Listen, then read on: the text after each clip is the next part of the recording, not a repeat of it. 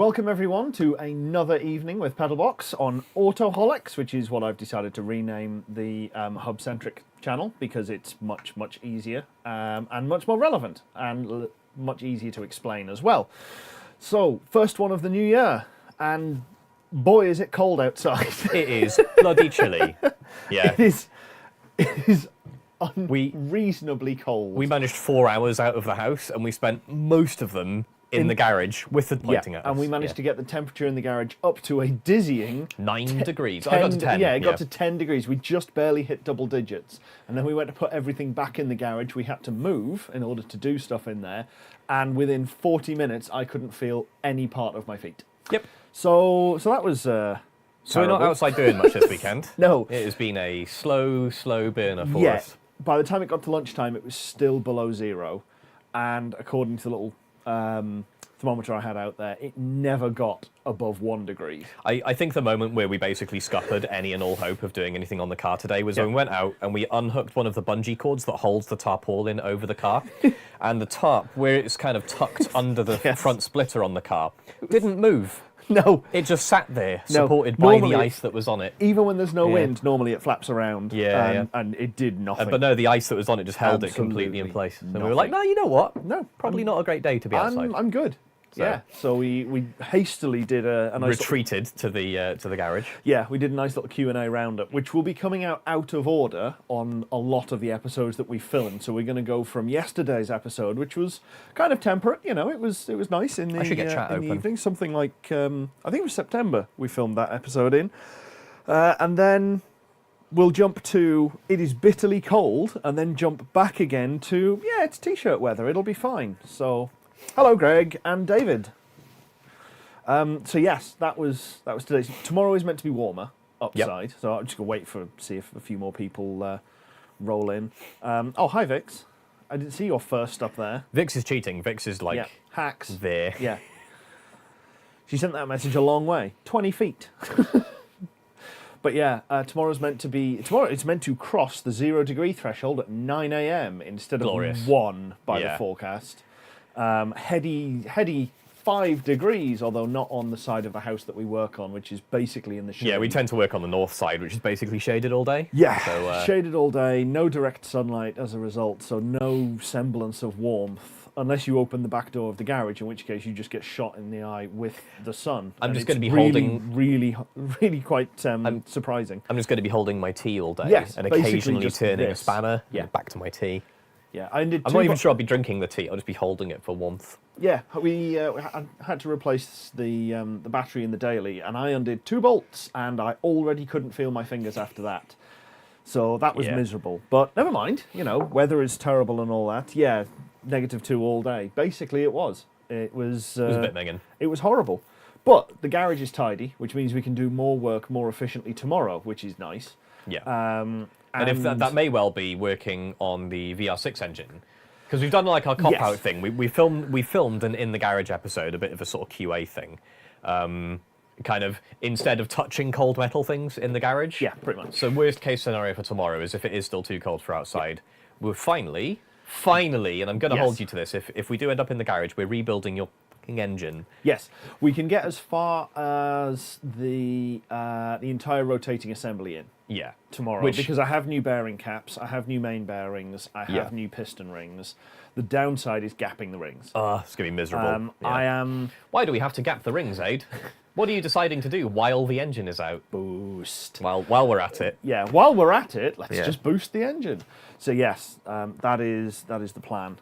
The problem with doing that, well, the only problem we have with gapping the rings is it's going to be a little bit of guesswork. Yeah. Which is bad, because I'm reliably informed, for boost, they should be about 27 thou.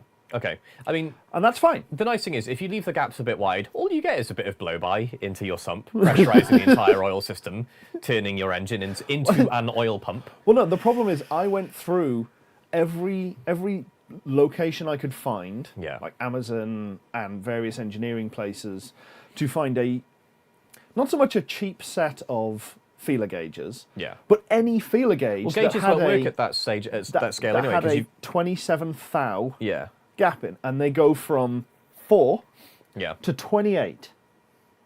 and it's got every number up to 26, misses 27, and then goes 28. Yeah, I got to be honest. I wouldn't worry too much about getting it like to 1,000. As long You're as dealing with a between 40th of a millimeter as long as it's anyway. between 26 and 28, it will be fine. Yeah. But it's so annoying. I wouldn't even say it's that narrow. But yeah, the only one I want is just prime number. No one likes prime number. No one likes prime 27's not a numbers. prime number. It's 9. 3 nines. Anyway, so whatever. I was led down the garden path. Now. Yeah, I led. Yeah, I'm sorry. Yes. You walked me into that failure. You could always gap them wider, right? And as long as you don't go crazy, because the reality is as well, the gap that you actually want is going to be variable with ambient conditions, with the amount of boost you have, with the amount of intercooling you have, Usual with the terms fuel and that you run conditions with your. So like even 27 is going to be like a safe bet. Yeah. Like you've got a lot of room. Yeah. In both directions. It's not so much about going wider. It's more just the annoyance. Yeah. That the one that I want isn't available. But Yeah. I have since found the ring grinder, which is a tiny little manually cranked angle grinder, basically. It's a little tiny bench with a grinder bed on the that top. you turn by and hand. you turn Very it by cute. hand and you pull the rings in, Yeah. and you can just take off tiny amounts, slide them in, square them, and do it. So Yeah. there was a point where I thought I could just gap the rings on a stream, and nobody wants to watch me do that, and I can't talk well enough whilst doing that and Yeah, because measuring. you'll And be I'd sat have to there get the hunched over block it, like in with your tongue here. out and everything. Yeah, Like it'll just be horrendous. So no, you're not going to get to watch that. If you really, really want to, I'll put a GoPro on when I do it, and I'll just upload it unedited, and you'll all have to sit there and suffer. And listen to him swear. Yeah, pretty much. Pretty much. But yeah, so Happy New Year, everybody. Now we are 7 minutes in. We should probably get the formalities across. Yeah. We managed to only talk about the weather for like 4 or 5 minutes. Yeah. Which is very British. Go us. Yeah. How could you not? And we have a Matt in the chat. Matt Matt- is brilliant, by the way, video kind. Hi, Matt. Once the stream is done and once you've watched all of our stuff, go watch some of his videos. His one on how to blow up a pipeline is fantastic. It's not a tutorial. I was going to say. I know people is think this I'm a radical. tutorial? No, it's about the film, which is about the book, Sure. which is also not a tutorial. Right. But no, it's a very, very good video. I've watched it, I think, probably in full like 4 or 5 times at this point. It's fantastically put together. Nice. But yeah, no, big endorsement. You're very welcome, Matt. I mean, I'm going to... Because he hasn't told me about your stuff. He's a terrible pimp for you.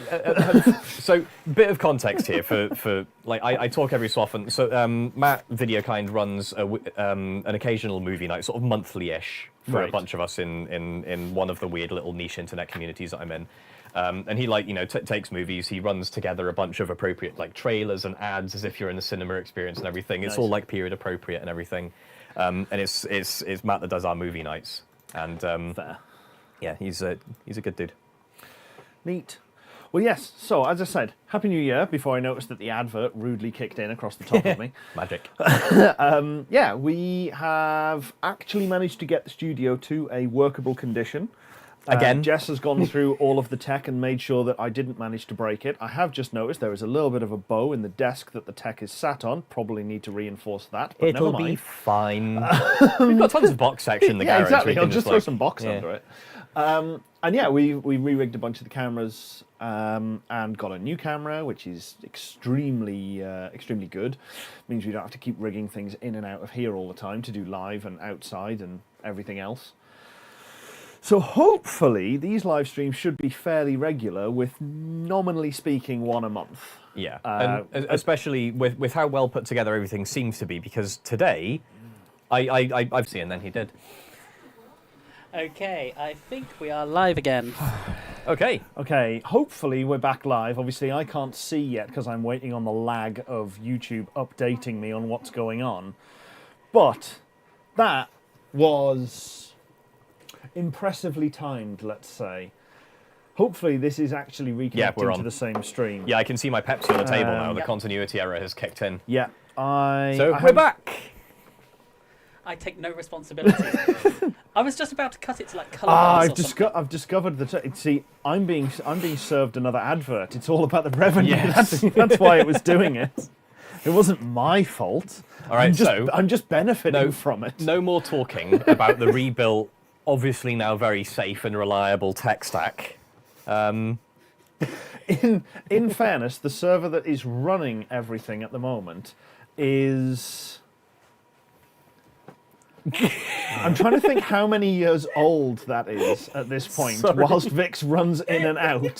Very stealthy, right Very across the stealthily front of the across camera. both cameras. Bearing in mind, one of the reasons that we moved all of these cameras around is because one of them used to be... Suddenly the camera that Jess. I'm on at the moment used to be about 3-4 feet further back, right across the path to get in and out for anything. And we're like, we'll move it closer so people can get around the back of it perfectly. Jess is just about to throw the extra cam on, so we can... Behind the scenes cam is about to come live. Every good podcast has precisely 2 people off camera. So yeah. I still stood here in panic though when I So this is so that's Tech Desk. With the slightly dodgy screen on the right that goes very pink as soon as it's outside that's the of one that blue Windows. screened. And that was the one that blue screened. The other one is just fold back monitor. Sorry, camera switcher monitor. And then there is the old camera mount that I still haven't removed yet, which is directly behind where Which I'm not going to film. Vix has just Hello. run away from. And we quick moved look the at how- camera specifically to make all this a lot easier to deal with. And yeah, Greg's getting desynced audio. Wonder if it could be because of the different cameras, the videos, like, is there a couple of frames of buffer in the Panasonic? The Panasonic, because it's wireless. Because it's going via HDMI wireless. Ah, yeah, okay. Yeah, so apparently, yes, potentially, but it probably wasn't just you, Greg, but maybe see a doctor anyway. So, yes, camera, but unfortunately it meant that it's impossible to avoid both of them now if you have to come this far across. I get the got feeling the Tim reference. is one of Greg's colleagues? Tim Roberts is ex-Multiplay. Oh, I'm before my pretty time. sure. I am yeah, but a Tim. child, having joined Multiplay in 2013. I recognise the name Tim, and I'm sure if it's the Tim I was thinking of, white shirt, but I'll have to now wait White for shirt's that almost to an roll insult. back through. No, Or did it used to be something else? Because white shirts White in my time at Multiplay were like tuck shop. No, yeah, he was tuck shop and check. Okay. Hardest working department at the event. To be fair, that is Yeah. actually true, yeah. Yeah, it was. I'm sure. Hang on, I'm now going to have to. You're going to have to carry this for a second whilst I Google. I mean, to be fair, Ed, I say Google, Tim's just it's sat here Facebook. giggling because he could have definitely put a message in chat now explaining where we should recognise him from, if anywhere. Yeah. But no, he's just watching us squim. No, he is an ex-white shirt, just confirmed. Yes, yeah, he is exactly the person that I thought he was. There we go. See, I remember people. I don't. More people in this house have done white shirting than any other Yeah, type. I've never any shirted a multiplayer event. I've never white shirted. Have you white shirted, Jess? Yes, once. So, okay, Yeah. so you've white shirted. So I mean, to be fair, You've I've yellowed a bunch of times, I'd imagine. yellowed and purpled. Yeah. Well, I was always purple. Purple? I was always purple shirt content. Oh, yeah. Purple shirt was content, but then because I do setup and pack down, that's technically yellow shirt, albeit it's any colour. I was mostly realistically. yellow, but I did a few shifts on reception helping Yes. out. Yeah. White No, shirts. I never Hardest got work. dragged into doing reception shift work because I think I was deemed too incompetent to do it, and I'm sure Vix would agree that there's a knack and I didn't have it. White shirting. Oh yeah, you were shit. There you go. I never did it. That's how Just bad in case I was. the mic wasn't sensitive enough. The reply there was, oh yeah, you were shit. I turned on boundary mic, it's fine. You've got boundary Okay. mic up, so yeah. Okay. That should hurt. Evening, gents. A little Evening, late to the Jason. party from a Jason. So Welcome yes. to the stream. 10 people. I know, right? It's a big crowd. Yeah. The pressure is on. We have to deliver. Yeah, I was on- that bad, Tim. I was never even allowed next to it, other than walking through with a camera, which I was totally fine with. I was quite happy behind a camera, and somehow I've ended up in front of a camera, which, yeah, that works. But yes, as we were saying before it all went wrong, we've now rebuilt all of this, so it should be nice and reliable. And we can do this quite regularly, so long as I don't end up just piling everything on top of this table and making it impossible to work in here. At the instant it died, I was midway through saying, we came back in from outside at like 4:30 or something, sat down, Jess tested the gear, and basically it's all fine. Yeah. So we came through at like 7:45 or something. Yeah. And just pressed the button, it was all good. So Jess was over earlier in the week, and we basically went through, made sure all the cameras were aligned and everything else, because I dismantled various bits for things. And it was as simple as sit down, press button. click mouse, it worked. Easy I was peasy. genuinely, If only the rest of the show was this easy to... genuinely thrilled. Yeah. Yeah, pretty much. But also, there's a bunch of things that I've wanted to record in here. We've had some of those tech... I had a request to do the other half of the Racing Aspirations video. Which is wild, because Racing Aspirations now has his own tutorial videos. Yes, exactly. Yeah, pretty much. No offense to us, but I feel like the developer of Racing Aspirations probably got a better idea. Yeah. Right, yeah, exactly. But the second part of ours was actually going to be taking what we'd built and put it into the sim as a comparison. Yeah, so we probably need to redo all of that again. Yeah. And there's a load more story times that I have written and just so much more stuff. It's unreal. There are some actually really cool new tools in Racing Aspirations that we ought to use that make our lives a lot easier. Because so for anyone who doesn't know, Racing Aspirations, it's a website that has a whole bunch of various different like calculator tools that you can use for designing a race car. We kind of mocked up an early version of the rear suspension on the kit car in Racing Aspirations Simulator years and years and years ago. Yes, I put it up to try and get some kind of handle on like how it would behave, because you can basically see how the suspension would move and interact as it travels. But now there is a 3D scan importer. Yeah. And there are tools for mobile phones now that you don't need a LiDAR, so I've got too old of a phone to have a LiDAR scanner in it. But there are photogrammetry tools that you can use to take just an absolute shitload of pictures or like a video and you chop the frames out of it and you get the 3D model. And Racing Aspirations can now import those and you can mark on the scan where the various different points of like movable geometry on your chassis are. So we'd say, okay, like this point on the scan is our upper knuckle, this point on the scan is like our inboard A-arm mount, blah, blah, blah. So this all these different things. When you upload stuff, you can put it on there so other people can see it as well. Oh, and we have a Loki. Bonus cat. And you can upload it and people can see kind of what you've done. So what somebody's done here is one for what I guess, given it's called C4, is a 4th gen Corvette. But then you can move it around so you can simulate load through the Corvette suspension. still had leaf springs. It could be the front, I suppose. No, C4 Corvette was, I think, the first one. Because I thought the Mustang was the first American car to get... Not first American car ever, but like the first American sort of sports-oriented sort of car to get independent rear suspension. Doesn't really matter. I've gone and I'm sorry, I've sniped Dave now. He's gone for a minute. C4 was independent. Okay. I mean, bearing in mind the C4 was 80s. It was the wedge one. Yeah. The C3 was torque tube. It was the I've forgotten what transverse leaf spring, center mounted leaf. No, it was the pivoted drive shaft. The drive shafts were the axle, effectively. Yeah. The drive shafts were the axle. Try again. I knew what I meant. Drive shafts were one of either the upper or lower link, or something like that. Please hold, caller. Okay. Whilst I find the picture. To be fair, regardless of what particular vehicle is being simulated in here, I stand by my comment. Okay. The drive shafts were one of the main links. Yeah. Between the diff, it didn't have an it's axle not tube. unheard of. Yeah. But is there a trailing arm or anything in there? Doesn't look like it. So that's. Oh, actually, I think I can see a bit of something there. Yeah, and there's the trailing arm. Yeah. Okay, so it's, that's a kind of multi-linky. Oh, no, that's front. Sorry, that's rear. Yeah. Yeah, it's basically a big old multi-link affair. Interesting. But yeah, there it is. Transverse leaf spring. Transverse leaf spring. Yes. So that was how they did that. Yeah. But the C4, nonetheless, it is the a C4 was semi-independent fully independent. Okay. And yeah, you can basically load it up. So through the compression, what's it going to do? Yeah. As it leans into a corner, what's it going to do, and back and forth. And we did all of these things. Yeah. And we did a nice how-to video on it, and that was wonderful. And then yeah, we said we're cool. going to do another one when we finish building our suspension, and never did. So somebody commented, I can't remember how long ago, on that video. To be fair, it did take us a long time to finish the suspension because we had to rework the rear hookups quite a bit. And again. Yeah. And again. Oh, excuse me. Sorry, I've been drinking too much Pepsi. Yeah. But yeah, no. So there's this cool photogrammetry feature now that even a basic knackered old phone like mine should be able to scan and import into, and that'll give us a really good representation of what a car will actually do.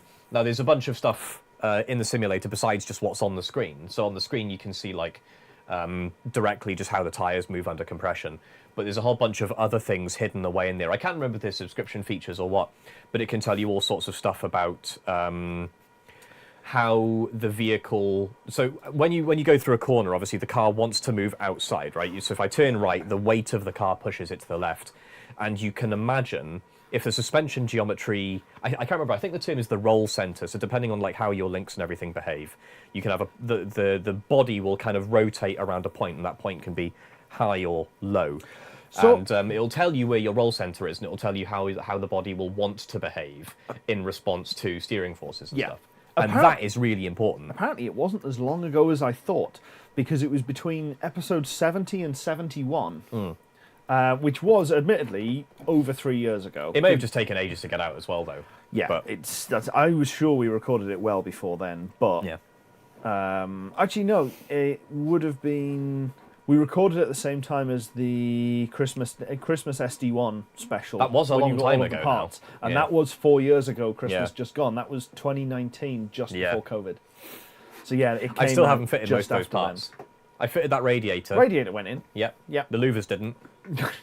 The louvers have been sat in my shed. Yeah, they were sat in they were sat in the shed here until and they're now sat on the back of a very, very dead black twin plenum shell, which that's a tragedy, but that's a separate and very sad story. So I was just saying, Pepsi and a Coca-Cola. Oh, it was Marbob's. Yeah. Pepsi and a Coke glass. What a rebel. Chris is an anarchist. He has no regard for categories like Coke or Pepsi. And yes, substituting your own reality is a perfectly reasonable way to try and solve a problem. I do relate to Adam Savage. Yes. So yeah, somebody requested that quite some time ago. Yeah. That we probably ought to do That'd another be nice. one. Yeah. Especially given how much new stuff is given on how here. much new stuff is in there, like it wouldn't hurt to do a comparison where we go, this is what we think we made, here's what we actually made, and compare and contrast the two at some point. I would be interested to see how well it deals with, because obviously our rear suspension now, because we're basically a trailing arm with some radius arms, I'm not sure if it will deal with it very well, because I think this is basically a 2D simulation. Like obviously what we're staring at right now is very 2D. But I'm not sure if there's a version of this that can accommodate what we have, which is basically multi-link. I seem to recall. I could be wrong. Weight distribution calculator. Oh yeah, I tried that a while ago. It made me sad. Let's see. Yeah, but no, there's a whole bunch of useful. I would have to look through properly and see. But yeah, it is, if nothing else, it's a really fun, entertaining thing to just put together and just play around with and go, whee! For all of the many legions of our fans out there who are building race cars from scratch in their driveway, you know who you are. Go there. It's awesome. Yeah, it does. It simplified a huge amount. I don't think we would have had as easy a time with our suspension, and bearing in mind we did not have an easy time. We had a horrendous time building both ends of the suspension on that thing. I don't think it would have been as easy as it was without that, and that's not saying it was easy. So would have been even harder. But in actual advertised things that we were going to talk about, I mean, we have talked about the project a little bit. Hopefully, talked about the weather. You've lived up to our requirements. Yes, we've talked about the weather, but Irwindale Speedway closed. Yeah. Like, what a shitter. Gone. Yeah. So so we've talked briefly about this, but I have the brain of a goldfish and everything you've ever told me about it has fallen back out of my brain. What happened? Was it just not making enough money? Were too many people making noise complaints? Or because it's not like middle of LA, but it's pretty well surrounded, right? It is complete. It's surrounded on two sides because it's in a kind of triangle. Yeah. But there is a large gravel pit, sort of aggregate pit, to the south of it. Okay. There is a major freeway to the east of it. Okay. There is a relatively major highway that intersects with it, not a freeway, but a good heavy-duty through road to the north of it. Yeah. And then there's some warehouses to the west along the top edge. It's not exactly surrounded by housing. And then there's housing on the north side of that highway, near-ish. The other side of the highway, though. On the other side of the highway, there's some way further the other side of the freeway, and as I said, it's just gravel pits. And it's built. Can we get like a little Google Maps view or something up on the screen, maybe? Because I'm having a hard time following here. But what? So yeah, like, is it economic? Is it political? Sometimes difficult to say. But I was going to say, do we have any guesses? I've been given a little bit of information, but A, I don't know how public it is, and B, I don't know the entire story behind it. Right.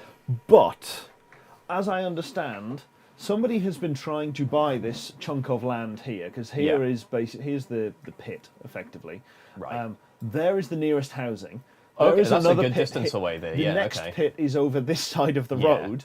And like, so, it's not a small speedway, so no. like you can see it kind of disappears in the shot in the frame. Major road, and the 605 runs to the north with another ready mix concrete. And that's all side. commercial around there, right? This all looks like industrial. Yeah. So lots. this is all commercial stuff as far as I can tell. So it's probably not like noise And complaints. This is commercial here and here. So like Yeah. it's not directly adjacent to any housing. Yeah. But yeah, it's got an eighth mile speedway. Drag strip down this side, and then I think it's a half-mile oval in the middle. But this is their big burnout pit that they built after Hoonigan left, because this here was the location of the original Hoonigan burnout pit. Yeah, when I they love the were idea of a based in burnout pit, by the way. When they were based in Long Beach, that's where they did, and they ruined that somewhat by drifting around it. But every Thursday night they had what was essentially a Run What You Brung. So this parking lot was full from here to this entrance across here with cars. I would guess that Run What You 5 Brung to 10 events. rows deep. I would guess that Run What You Brung events don't actually bring much money in, though. At $20 a head, when you have north of 1,000 cars, Yeah, right. Fair enough. you're doing all right, because there's that. Oh, and are we doing insomnia maths here? And there was the drifting. Yeah. At a revenue level, Yeah. that's a decent amount. Yeah. Overheads on those nights, obviously you've got probably a couple of dozen people staffing it to some level or other. But this has been here long enough that I can't imagine there's much left to pay off. If any, anything. I go along with that. And I suspect, or at least what I've inferred, is that somebody eventually made them an offer they couldn't refuse. Oh, right. So someone's just bought the land out from under them. And that, well, they owned the land. Yeah. So they voluntarily sold it. Yeah. Sorry, bought the land out from under the track, effectively. But by the same token, that has now opened another door. Because the number was big enough. The Irwindale Speedway's now former owners can do something else. So, which is room to be cautiously optimistic? Not for that location. No, obviously not. Unfortunately, but, it means that this is there's not much. The overall kind of come on, load. Because like LA is massive, but I don't think there's a particularly big void anywhere in it into which you can just insert a new racetrack. No, not even remotely. I mean, this is Long Beach. God, the scale of it. Sorry, I've looked at LA on a map so many times, and I'm always absolutely blown away. Long Beach is down here, which is where Formula Drift has their course. They also did Formula Drift later in the year in Irwindale. Yeah. So LA had 2 Formula Drift events, which was great. And there's a couple of other bits and pieces, but nothing massive. There's no drag strip that I'm aware of over this side. So this is the only one within the Greater Los Angeles. So the people who went to those Run What You Brung events, people, they're now effectively homeless. Yes, because the area you're talking about for people who would goes from San Bernardino over here all the way through LA, right the way up to kind of Malibu, Oxnard. That's like 60 miles, by the way. Santa Clarita up here. Once you get past Santa Clarita, then you're getting up towards Bakersfield, and Bakersfield has a drag strip up there as well. But even that's only a drag strip, right? You can't host any sort of circuit racing, autocross. Correct. It is just it's just a drag strip. So yeah, there is something. I think the Greater Los Angeles area is something like 20 million people. It might be more. Yeah. But in fairness, they're scattered over an area the size of Wales. Yeah. It's absolutely insane, the scale there. It's absolutely huge. Yeah. And yeah, basically that has now gone. So why are you street racing? You should go and do it on a circuit. Like what track? Okay, what we circuit? will. Yeah. Which was the whole reason that place was made. Yeah. It was people who are street racing need a home to go and race at. Okay, well, we'll build this on the top of what I think was a landfill originally. Right. At one point. So, you're not building homes on it, but there is obviously enough demand to some degree. Yeah. So I guess the question becomes what's going to happen. Yes. What are the former owners' moves? Which I've had it alluded to. Yeah. But I don't know enough. Yeah. I don't know anything enough you're to under a say friend DA anything. for, I wouldn't. Yeah. Exactly. Yeah. That's kind of it. It's cautious optimism, but it's certainly not going to be anywhere near local, as I understand it. I mean, not that it affects me, obviously, but bit of a stinker nonetheless. Yeah. Yeah, it is disappointing because every time I went out there, we would normally go to a Thursday night. The burnout pit was always good. I've got a big video from not last year, the year before. Got to do a little from send-off. October that I need to edit through. We were going to go again when I went out there for some filming I needed to do unrelated to PedalBox in November, and we didn't manage to get there in the end. But it was a bit unfortunate. It was like, it'll be the last chance we get to go. Yeah. And just the time didn't happen. We didn't have enough time to do it, which is a bit of a shame. But yeah, that's kind of disappointing because, as I say, we didn't get to go to Formula Drift there. It was rammed. We couldn't get tickets were sold out before I even landed in the country. And then I found out that Formula Drift was on whilst I was in the country and in fact nearby. So that was a shame. Get the drone out and just you just hover over top like hi. Yeah. I'm sure that's legal. Obviously, yeah, definitely, 100%. There's nothing wrong with that at all. I thought this was America. We've acquired a Mad Scientist garage. Hey, dude. Hey, hi, John. So hopefully some of you will have seen when John and I went out to the Nürburgring last year. God, it is last year now. I mean, as of like 10 days ago. 11 days ago. Even so. But yeah. Even so, that hits. It was fairly late in the year, wasn't it, that John was round? May. Oh. It was the middle of May. Yep. Oh. In fact, no, it was early May. It was it was middle of May. Middle of May. Yeah. I have like absolutely no sense of time anymore. Yeah. You've got to go again. Emmy needs another sticker for a new car. Yes, this is true. Yeah. We've as of today, we've acquired by proxy another one into the extended PedalBox fleet. Which is a Golf R. Golf R's a decent, respectable PedalBox car. Oh no, absolutely. It's more we now need to just take something else to go and get a sticker. Yeah, fair enough. So we need to do. Will the kit car be ready by summer? Define ready. Yeah, ready for what? Yeah, ready for testing, ready for the road, ready for the ring, because those are three very different levels of development. And the answers are all no. No, to those three. I don't think it'd be ready for any of them. I don't think it'd be ready to test. The IVA may. The IVA is the one that stands a chance. Yeah, I don't want to bet against ourselves because there's something that feels kind of icky about that. But I would. However, hopefully the Golf will be ready because we'll be doing the engine on that tomorrow if it's bitterly cold. There's a couple of bits that we think we can actually get done on the car. But if not, we're just going to tear the old crank out. We can do the rotating assembly, basically. Yeah, we can do the rotating assembly. I have the bearings for that. Which, admittedly, to an American, probably sounds like about 15 minutes work. Yes. Yes. Yeah. But no, I still need to get the spacer plate, which I know... I think is that your decompression spacer? Yeah, so Matt has one of those, he thinks, and a log manifold to go on. I mean, you could also just skip that and just do loads of water injection. No, that sounds like much more work than just getting a slab of aluminium and fixing the problem manually. But yeah. Far too willing to drive things without inspection. But see, we got spot the American.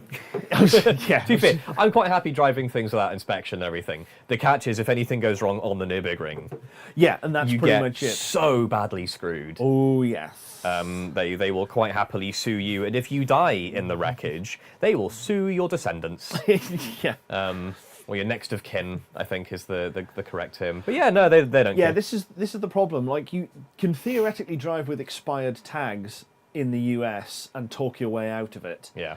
When you don't have a number plate, yes, and any spare number plate you happen to have, like the one that is behind me on a shelf, that's going to knock something off if I try to grab that out. Why? What on earth are you on? I mean, in fairness, we could make up a number plate. Yes. From the big book of British number plates. I will say nothing about the systems that I technically have access to via work. You just find a blank one. Right? I'll go to the friends and family desk and say, hey guys, hook me up. Okay. Don't know why whilst we could just put this number plate on, this is for a very large estate car that was crushed. So even if that car still existed, they'd take one look at it and go, it's not that. Yeah. But so unfortunately, our police do have automatic number plate recognition. They will see in the computers, in their cars. Yes, there is absolutely... something ain't right with this one. Simply driving by is it when it goes, that's not legit. Yeah. Greg said 3D print one.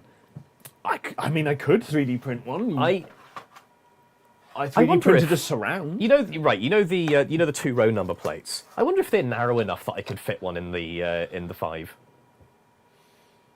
In my machine, they wouldn't fit in the bamboo. I don't think. Adolf looking at the dimensions of UK number plates now. Driven across half the US without any plates at all twice. I'm not going to say I envy you, but I'm gonna. Well, I'm just going to let that linger and imply it. So, Buff, when we went out to duct tape last year, we met one of John's friends, Buff, from Buff's Garage. Go and check out the channel. He does some really cool stuff. And he bought a van, painted it in 18 colours, Yeah. put basically the correct wheels on, and drove it from New Mexico over to Tucson. Yeah. And at some point or other, decided that he should probably put a plate on it. Okay. That's... So he bought a novelty A-Team plate and just put that on the front of the car, on the front and back, and drove it and was never stopped. He was never stopped for thing is, no plate. That's not a legitimate plate. Yeah. He just drove and people went, huh, that's cool. I can and moved imagine. on. I can imagine any fuzz, right, that sees that van with that plate on it, looks at it and goes, "Oh, fair play for getting that one." Right? Yeah, because obviously in the US, like I can't remember. I don't know if this is the case in every state, but certainly when I lived in California and when I lived in Georgia, you could choose your tag. Yes. No, Like yeah. It's most same. people didn't Yeah. bother because most people don't care. It's But a yeah, pay you for, could just it's a pick- pay for option. Yeah. So a square plate Yeah. can be as small if it's on a motorcycle, crucially, as 235 by Okay, well I don't need to go 178. that small, but that would fit in the bamboo. That would fit in the bamboo. Yeah. I I got 350 is the my smallest for a UK. yeah.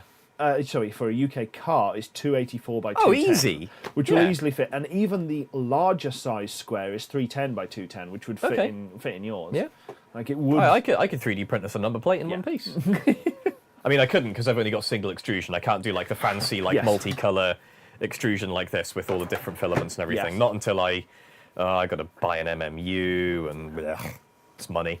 And that's kind of it. That's how you get away with it. With, as John Yeah, you says, have 30 technically you've got days to- 30 days to register a car. You can drive it round. That's fantastic. The new plate that he got. Do you know what's even better? SC13 That's- NCE is a UK plate That's- as well. That is a legit UK plate. Well, it's a legit like It's a legit format. Letter, number, letter. Is SC an identifier? It is. It's a Glasgow identifier. Okay.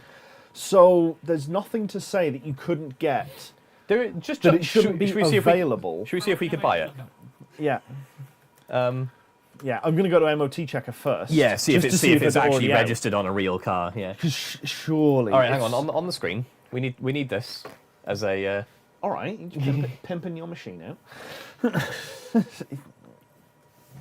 SC13 NCE. Is it? It's a Ford It's a Transit. Ford Transit. Okay, so you can't have it because somebody already has it. But oh my god,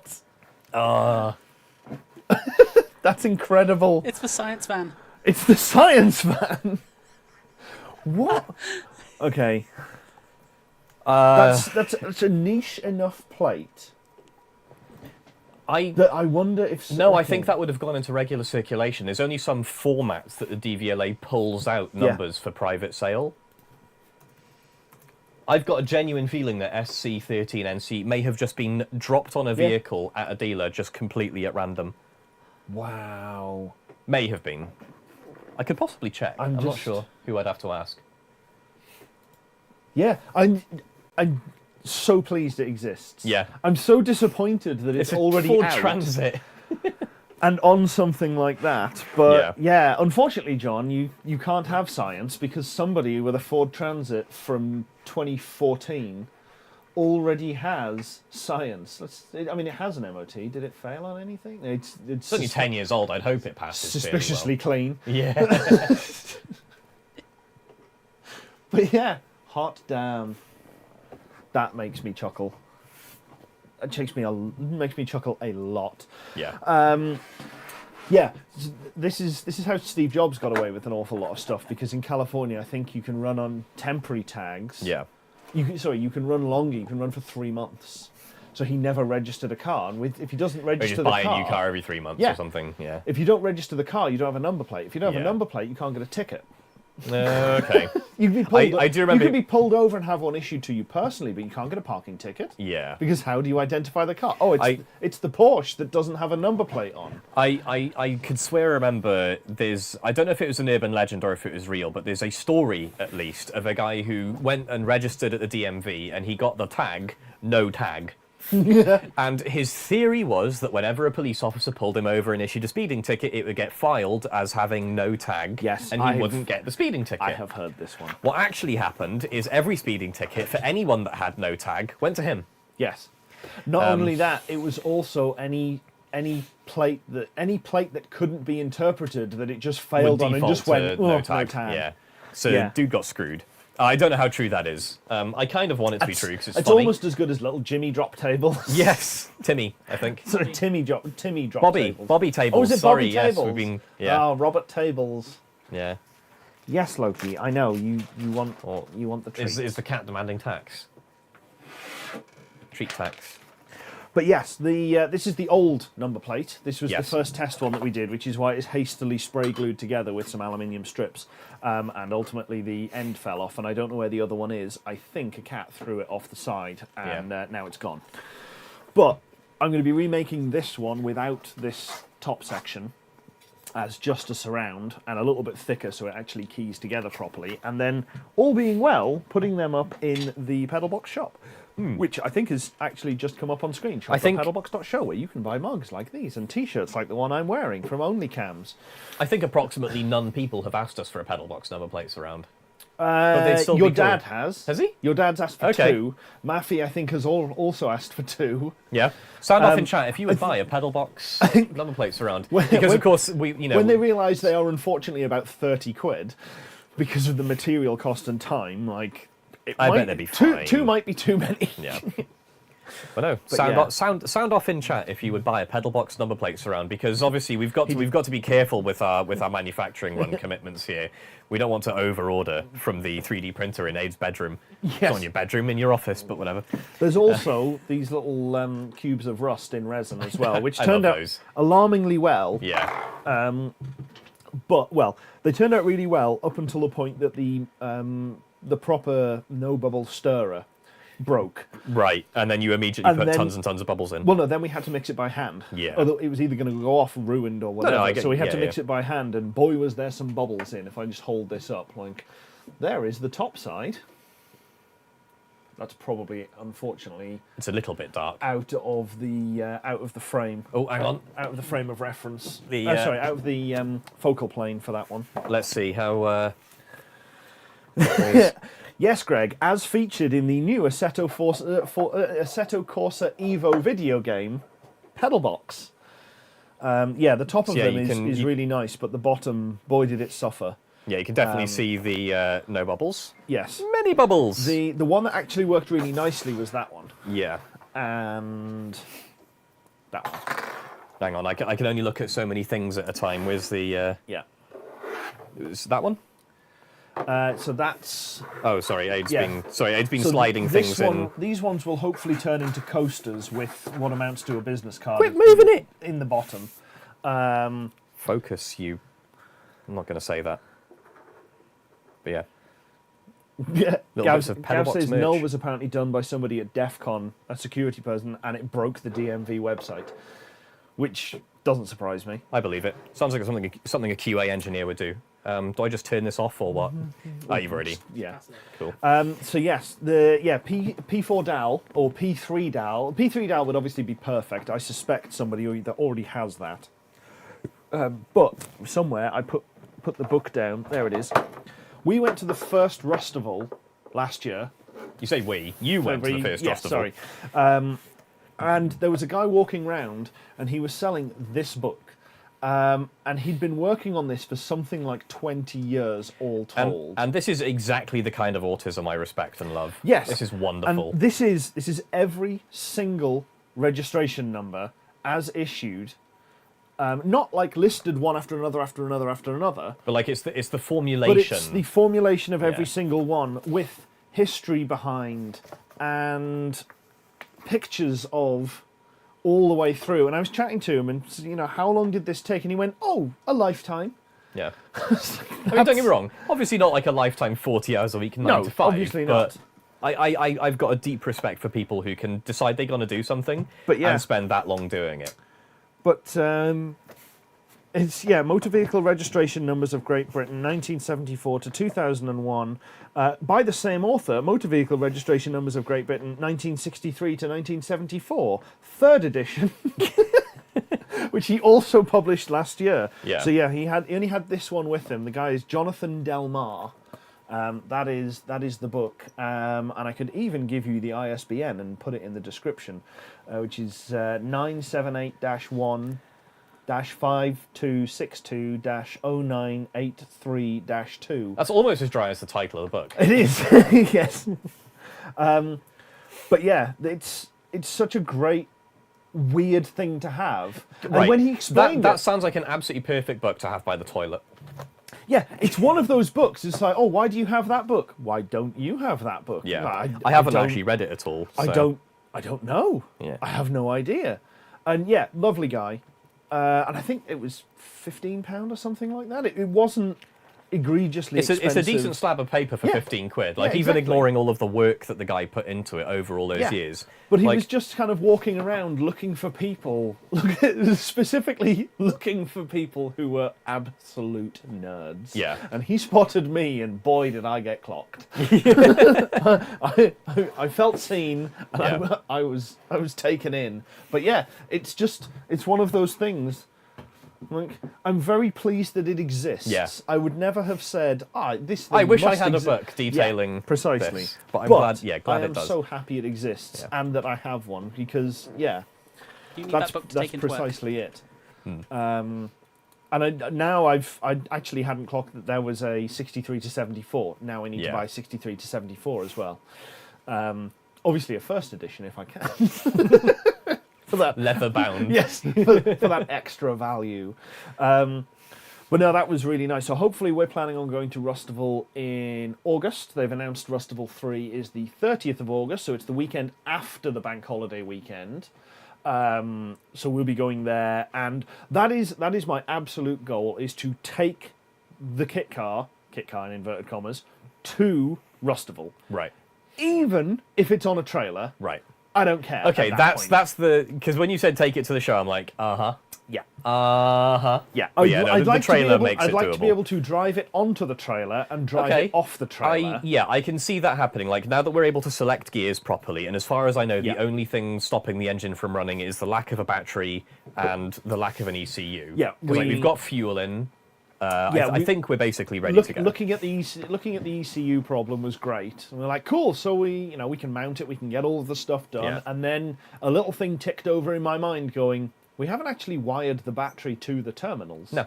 Or we haven't put the right terminals on the battery, which we've now got, but haven't done a video because we don't have the cables. But conveniently, you have an enormous crimping machine. Yes. So we can make those up and get them done, and we have enough stuff from when we scrapped the A6. We have meters of like 3/4 inch thick copper that we can crimp up to do whatever we want. Yeah, and we only need to go this far there. Yeah, and we're back, so. going to be borrowing a pair of hydraulic crimpers like this big off a friendly Spark. That's normally used for rigging up like domestic and commercial energy storage systems. Yeah, so like the lugs that this thing can crush, like 1,000 amp DC lugs, like our battery connection will be it'll be fine, nice and easy. So yes, that's which is the reason why I have not addressed it before, is because getting something to do that was so far out of the realm of where do we hire one from, where do we get the right thing, but now we know. Yeah, random little fun fact on that. Apparently the compression force on these things is so high that if you've got one of these crimp connections properly installed on, you're compressing the metal together so tightly you're effectively squeezing all of the air out from in between the conductors, and it all cold welds together. Yeah. And that's the part that I'd always wondered, because when we were taking apart like the loom from the TT and the A3 that we'd stripped out to build the kit car, there were a whole bunch of like joining points where a bunch of cables had all been brought together and obviously crimped. Yeah. And I was like, or just there's no visible, visible, just crushed. Well, it's the same. There wasn't a crimp over them. They were just crushed. Yeah. And I'd wondered, like, with no ferrule, with no solder, what was it holding them together? And it's literally that the metal under the compression welds together. There is enough pressure that we make it into one. Yeah. Apparently, it's a big problem in space. because there's no air in between things normally, things just weld themselves together. Yeah, cold welding in space is a major problem, and they have to be very, very careful, because if you accidentally weld a spanner to the outside of something, it's not coming off. I think it's usually more around docking clamps and stuff. They're more worried, but yeah, definitely the Yeah, the most recent one was they just let go of a spanner and it went away. Yeah. Actually, I think it was a tool bag. Was it a tool bag?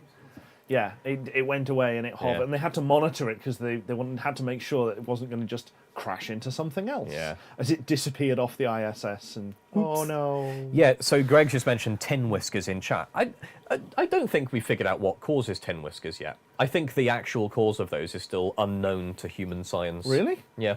You're going to have to fill me in on what a tin whisker is. It's exactly what it sounds like. It's when you've got a solder joint, and I can't remember if it's specific to like some types of solder. Okay. But literally just little tendrils of Oh, solderable God. form. Yeah, right. It looks like Hang some. on. I Yeah. got a picture. Yeah. Several millimeters of tin So that's whisker not the on- visual that I expected. on but, zinc-coated steel, but yeah, Yeah. that's... because I'd heard of it happening on solder joints, but So the other picture that they have is on a solder joint. Admittedly, a microscopic view, but the still. next one left actually you can see them You see them growing. forming on that, and yeah, it's really really weird. And yeah, if Yeah. I remember right, we don't actually know what causes them. I saw that and then scrolled down as far as that one. Yes. And was Yeah. a little perturbed. Yeah, and in the text on Wikipedia, can cause arcing and short circuits. I'm like, Oh, I yeah, bet. Yeah, Tin Whisker sounds like a robot cat sidekick from a 70s kids adventure show. it really does. I want somebody to write that book now. Yeah. There's definitely The a kids' Adventures of TV Tin show in Whiskers. that somewhere. Yeah, But yeah, just malfunctions occasionally. yes, His yeah. insides need a shave. Yes, yeah, pretty much. But no, the so Rustival is very, very good as shows go. There was, I think, between 700 and 800 vehicles, and they're all just sort of people's cars they bring down. Yeah. It was in the car park of the British Motor Museum up at Gaydon. Okay, And haven't been there in a while. They opened up. So originally it was the car park, the big circular, semicircular car park out the front. They Yeah. were like, "We'll do this. It's 300 people," and it's sold out in Seconds. a week. Oh right, okay. And I went, "Oh well, it was less than a week." And they Yeah. went, "Oh okay, yeah, we've got the other car park adjacent to it as well." Yeah. And then there's, if you're not wanting to show, there is the other car park further down Okay. for sort of general visitors, which I think is the factory car park. Yeah. Or the overflow for the main site. But yeah, they filled both of those Jesus. and sold out. So It was something like 800 cars. I've only been to Gaydon once, and I was about that tall when I went. I'm not very tall now, but I was even shorter back then. And it was for one of the Rover SD1 club meets. So me interestingly, and my mum, dad, brother went up in Animal. The two parking lots that they named for it, one was Vanden Pla. Okay. Let me see what the other one was. Mayfair and Vanden Pla. Oh my God. Yeah, that was the differentiation. Which Yeah. one are you in? Are you in VP or in Mayfair? Yeah, but it was very good. People have been baying for a third one since Yeah. the second one ended. But that was the last weekend of September was the second one, Yeah. and it was sometime in like February, March. February, March was a bit cold and blustery. Not an amazing time of year. No. Britain hasn't really warmed up. I mean, not that Britain ever warms up. Yeah, Actually, pretty no, I say that. Our summers have not been fun lately. But no, we definitely hadn't warmed up by February, March time. And then I was at Duct Tape Yeah. for two. September, So yeah, 3 years coming, and they're very supportive of, because it's run by Hubnut, Yeah. Furious Driving and iDriver Classic. Yeah. 3 decent sized I trust YouTube Hubnut. channels. I don't recognise the other two names, but I trust Hubnut to make a good effort of it. Ian did very well with that. It was very much the antithesis of organisation to Shedfest. I was going to right on that subject. because you attempted to go to Shedfest. I tried to go to Shedfest. I've driven through LA. I think I've driven through LA in rush hour. A distinctly unpleasant experience. I've driven through London in rush hour. Yeah. London in rush hour, anyone who's not done it before, you will be overtaken by pedestrians and you will never see them again. Yep. Like you're going at like 1.5-ish miles per hour. I've commuted through both Yeah. the city of London, or the very edge of the city of London, and through the suburbs, and at times I've averaged between 6 and 10 miles an hour for the last hour of my drive. The last hour?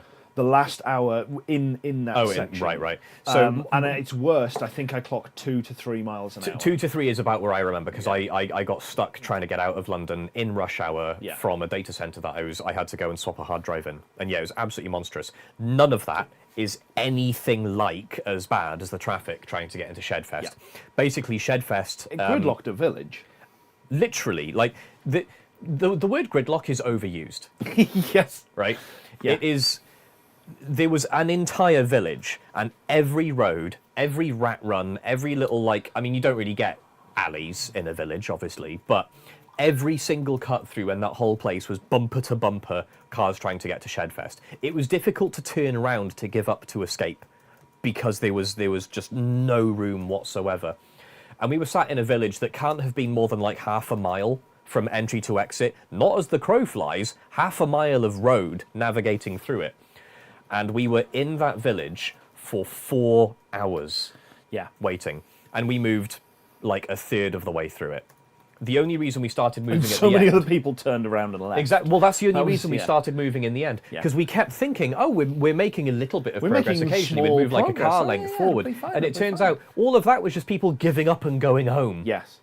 And that was still the next village over from where the event was. Yeah. So Shedfest 2 Electric Boogaloo has been announced. And apparently it's at a slightly bigger venue with slightly better road connections, which is like, I fucking hope so. Yeah. Tavares was doing one in Florida, because obviously he's Florida based, so he was doing an event.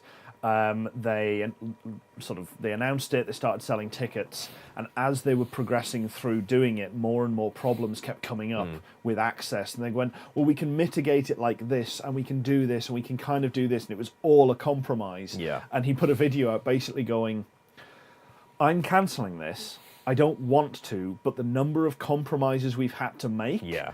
This has a real danger of turning into another Shedfest. I was going to say, because this would have been after Shedfest, right? Because Tavares was there, so he will have known he's the seen the absolute insanity. He's seen the other side of it going, oh God, oh God, oh God, and the backlash and everything else. Sorry, that was it. I forgot it was at Goodwood. Yes.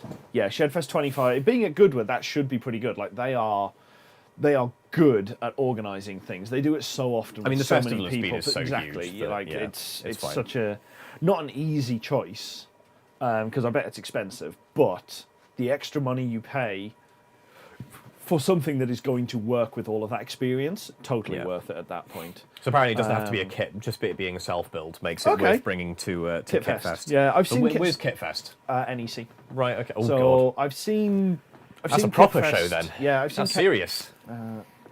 Yeah, last time I was at the NEC, other than for Insomnia, was for the motorsport show when I was studying. Kitfest 2025 is the 6th of April 2025. Okay. Which would be hard work. Yeah. I mean, not to take it on a trailer. I mean, that's dangerous for me because I think the next weekend after that I'm running a LAN party. Flan? Yeah. Ah, yes. Or it's around then. I should remember the dates of my own event. If nothing else, if we can get it there and you only appear for the day, and then you bail, like that's at least a little bit more reasonable. But yeah, like that's not horrendous. Actually, sorry, no, Kitfest in April is at Santa Pod. Okay. The Kitfest show is... Oh, maybe Kitfest is just at Santa Pod. I could be wrong. I keep looking at it and then forgetting that it's on. And Jason's taking his ongoing project as a non-running display piece. Well, okay, Neat. That seems fine. This feels compatible with ours. Is that the one at Santa Pod, or is there another one? Because I have a feeling Kitfest has 2 different shows, or I'm getting confused with something else. But yeah, like Santa Pod would definitely be the one to try and get to. But yeah, at this point, I qualify as a non-running display piece. You and me both, Greg. I resemble that remark. But yeah, Kitfest has been tempting, and as I say, I've always just been put off because, well, it's not really a kit car. In fact, it's a terrible kit car, as we've said many times. Yeah, you'd have to buy 13 different donors. 13 different donors. Are we still on 13? I know we got rid of one. Are we back up? I can't remember. We got rid of one because we got rid lost of the the Mini. Yeah. But we did gain a Freelander. Yes. Yeah, that first intercooler. Yeah. I'm just gonna sweep front to back on the car and try and remember. So we've got an Alpha 159 headlights.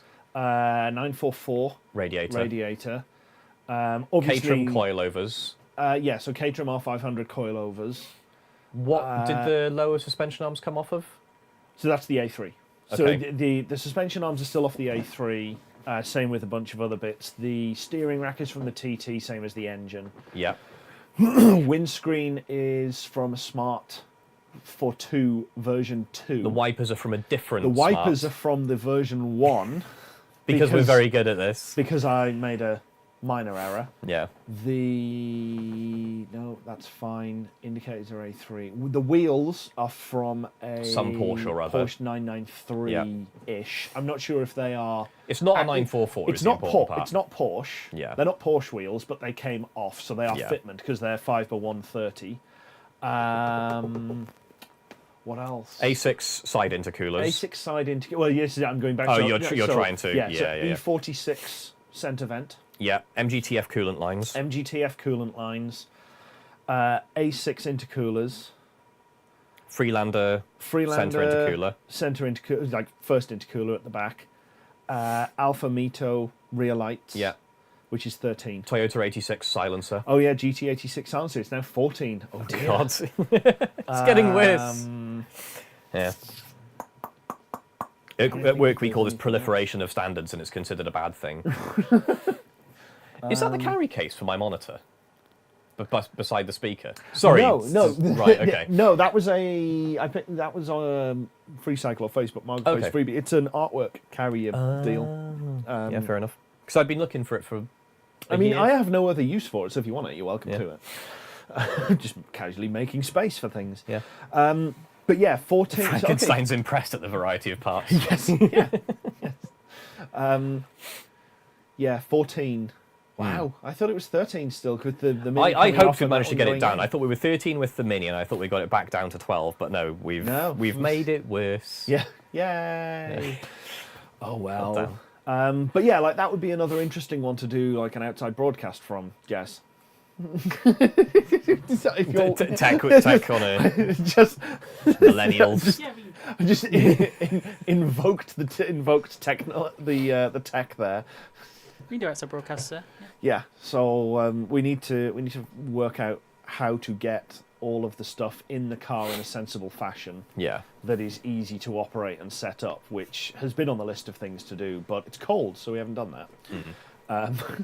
But yeah, 6th of April, theoretically, I'm going to put that in the PedalBox calendar now. Yep. So what else have we what else have we got on the agenda? So theoretically now Kitfest. In July, first weekend of July is, well, I think it's the first weekend end of July. Normally it is Reading? For Reading car show. I do like the Reading Prospect show. Park. Yeah, because we've been there a few times now and people start to recognise us. We didn't go in 2024 because the car hadn't really, visually at least, changed much since 23. And then it rained. So and the weather was it stinking. got rained off. And then this is a good point. Yeah, it got cancelled. Newbury, which I didn't hear about. A Santa Pod apparently for Kitfest. Yeah, so it is it is the Santa Pod one. That's fine. Reading show should be cool. Newbury show potentially. The folks who run the Newbury show were pretty cool. They were a good bunch. They were really, really helpful for us. It's definitely not Reading. Kitfest 2025. Location. Santa Pod. Glorious. I need an excuse to go to Pod. I haven't been since GTI International in like 2012 or 13. Went with Dano some many years ago. Yeah, probably is somewhere around that. Berkshire Motor Show, 6th of July, apparently. Excellent. I'm going to have to put this in here, in which case, welcome to the planning Welcome session. to the Abe puts his calendar together stream. Hang on, 6th of July? 6th of July. Oh, that's Sunday. Is it normally Sunday? Can't remember. No, it is normally Sunday, yes. I seem to remember there being a day of prep before. Yeah. Which is more useful for me than you. Yes. Prospect night. Would you believe 15 different owners is nothing. Ask Peugeot. Well, Peugeot's like 4 different car companies wearing a trench coat at this point. Yeah, pretty much. We should build an actual outside broadcast van. A van? Yeah. Ooh. Only I've needs to needed be an something excuse to small. build a van for a while, but I usually want to put like a bed in one. I don't have not Tim Dodd's budget. He has a lot more budget, and his didn't work properly either. We're better than Tim. Yeah, but we don't suck. I don't know who Tim Dodd is, so I don't know who I just insulted. Everyday but... astronaut. Oh, sorry, yeah. Yeah. Suddenly I do recognise the name. Didn't his van get hit by a chunk of rocket? One of his cameras did. Yeah. Right, okay. He spent deep into six figures building up a van, and it's not so much that he tried to skimp out, he tried to not completely blow the budget on his connectivity. He had enough things, and they all worked perfectly, and the only time they failed was when they were being used in anger.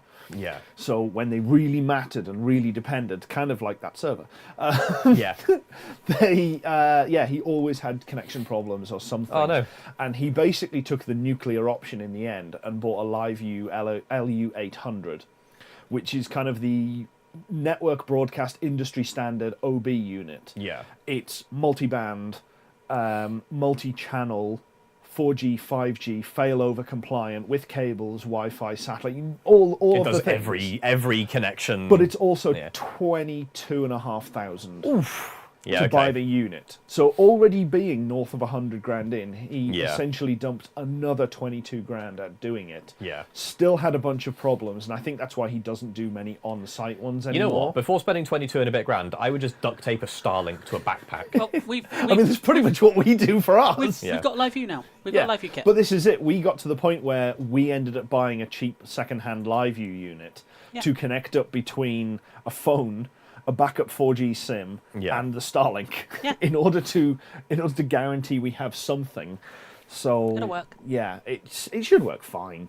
If only we engineered our car as well as we engineer our video production kit. Right, but we're better at that. We're better at that than actual mechanical engineering. So yeah, Greg's like, give me a half an hour and a Unify. You see, Greg's on my wavelength. Yes. You just get a high gain directional Unify antenna, microwave it point to point, which in fairness is probably what most of this stuff is under the hood. Well, not directional. Yeah, but, not directional. It's Omni. But yeah, we have enough plans. I still need to contact Dave about buying his mast so that we can crank it crank it something like 5 meters in the air. And if we can mount that to the top of the van, that'd be great. I don't think we need the extra 2 meters of coverage. Once we're 5 meters in the air, I think. Well, hang on. In fact, I don't think his mast is limited to 5 meters. Get a piece of string and dangle it from my plane. He was limited to 4.5 meters because that was the limit that they wanted for the NEC. Oh, is that just as high as they'd let him? Yeah, that was as high as they were. He was allowed to lift it. I think it went higher than that. Yeah. I mean, how long can we get a drone to last? Well, my plane can loiter for about 2 hours, give or take. And you can easily just fit this wireless adapter on? Yeah. Great. Okay, problem solved. Yeah, problem solved. Circle a plane. I think it would be very illegal, considering it's over an area that has people in it. I mean, technically, we'd need to get another one of these for the downlink. Yeah. I mean, technically, as long as someone has line of sight on it at all times. Craig just said, it can run on autopilot. I still have the adjusted access points I built for Minecon to flood Disneyland with Wi-Fi. Were there certain broadcast power limits that may have been somewhat tweaked on those? Yeah. Look, are you just eating through that packet? Yeah, I plead the fifth good effort on any talk of RF power. I refuse to incriminate myself. I have never broken the Telecommunications Act this week. This week? What? Oh, no, wait. I was going to say... It's not illegal if the FCC doesn't catch you. I was going to say, I know yes, you did. This week. Come Sunday, it restarts. It's fine.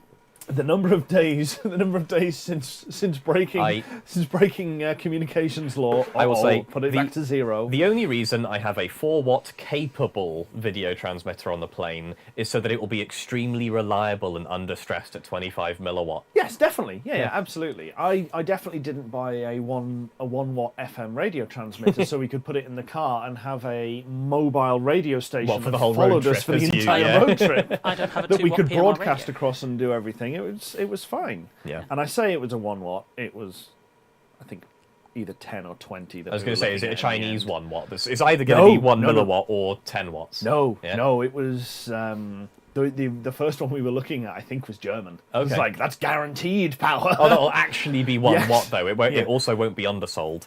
Yes, which is very much why we didn't buy that one. And Yeah. I think we ended up getting a like a Chinese own brand one that claimed to be 1 watt. Yeah. Um, Because the Chinese stuff is a mixed bag, because it can either be hilariously oversold, Yeah. or it can secretly be some horrible 100-watt behemoth that has 1 watt printed on it to try and keep like radio people happy. had 100 out and just scrubbed look off at- the other Yeah, ones. just look at every like Baofeng handheld radio ever. Yeah, you mean like the box of them up there? No comment. I have not looked at OpenIPC yet. In fact, I don't even know what that is. And that's not me pleading the fifth and like feigning ignorance. I genuinely don't. No, I maintain, John, that Dirt Nap is exactly the right plate to put on the hearse. Bearing in mind, so John and I went to Duct Tape Drags. Yeah. I was in the rental doing a big loop around. He came down and met us at Duct Tape in the hearse, and he got the hearse into the Hoopty Challenge.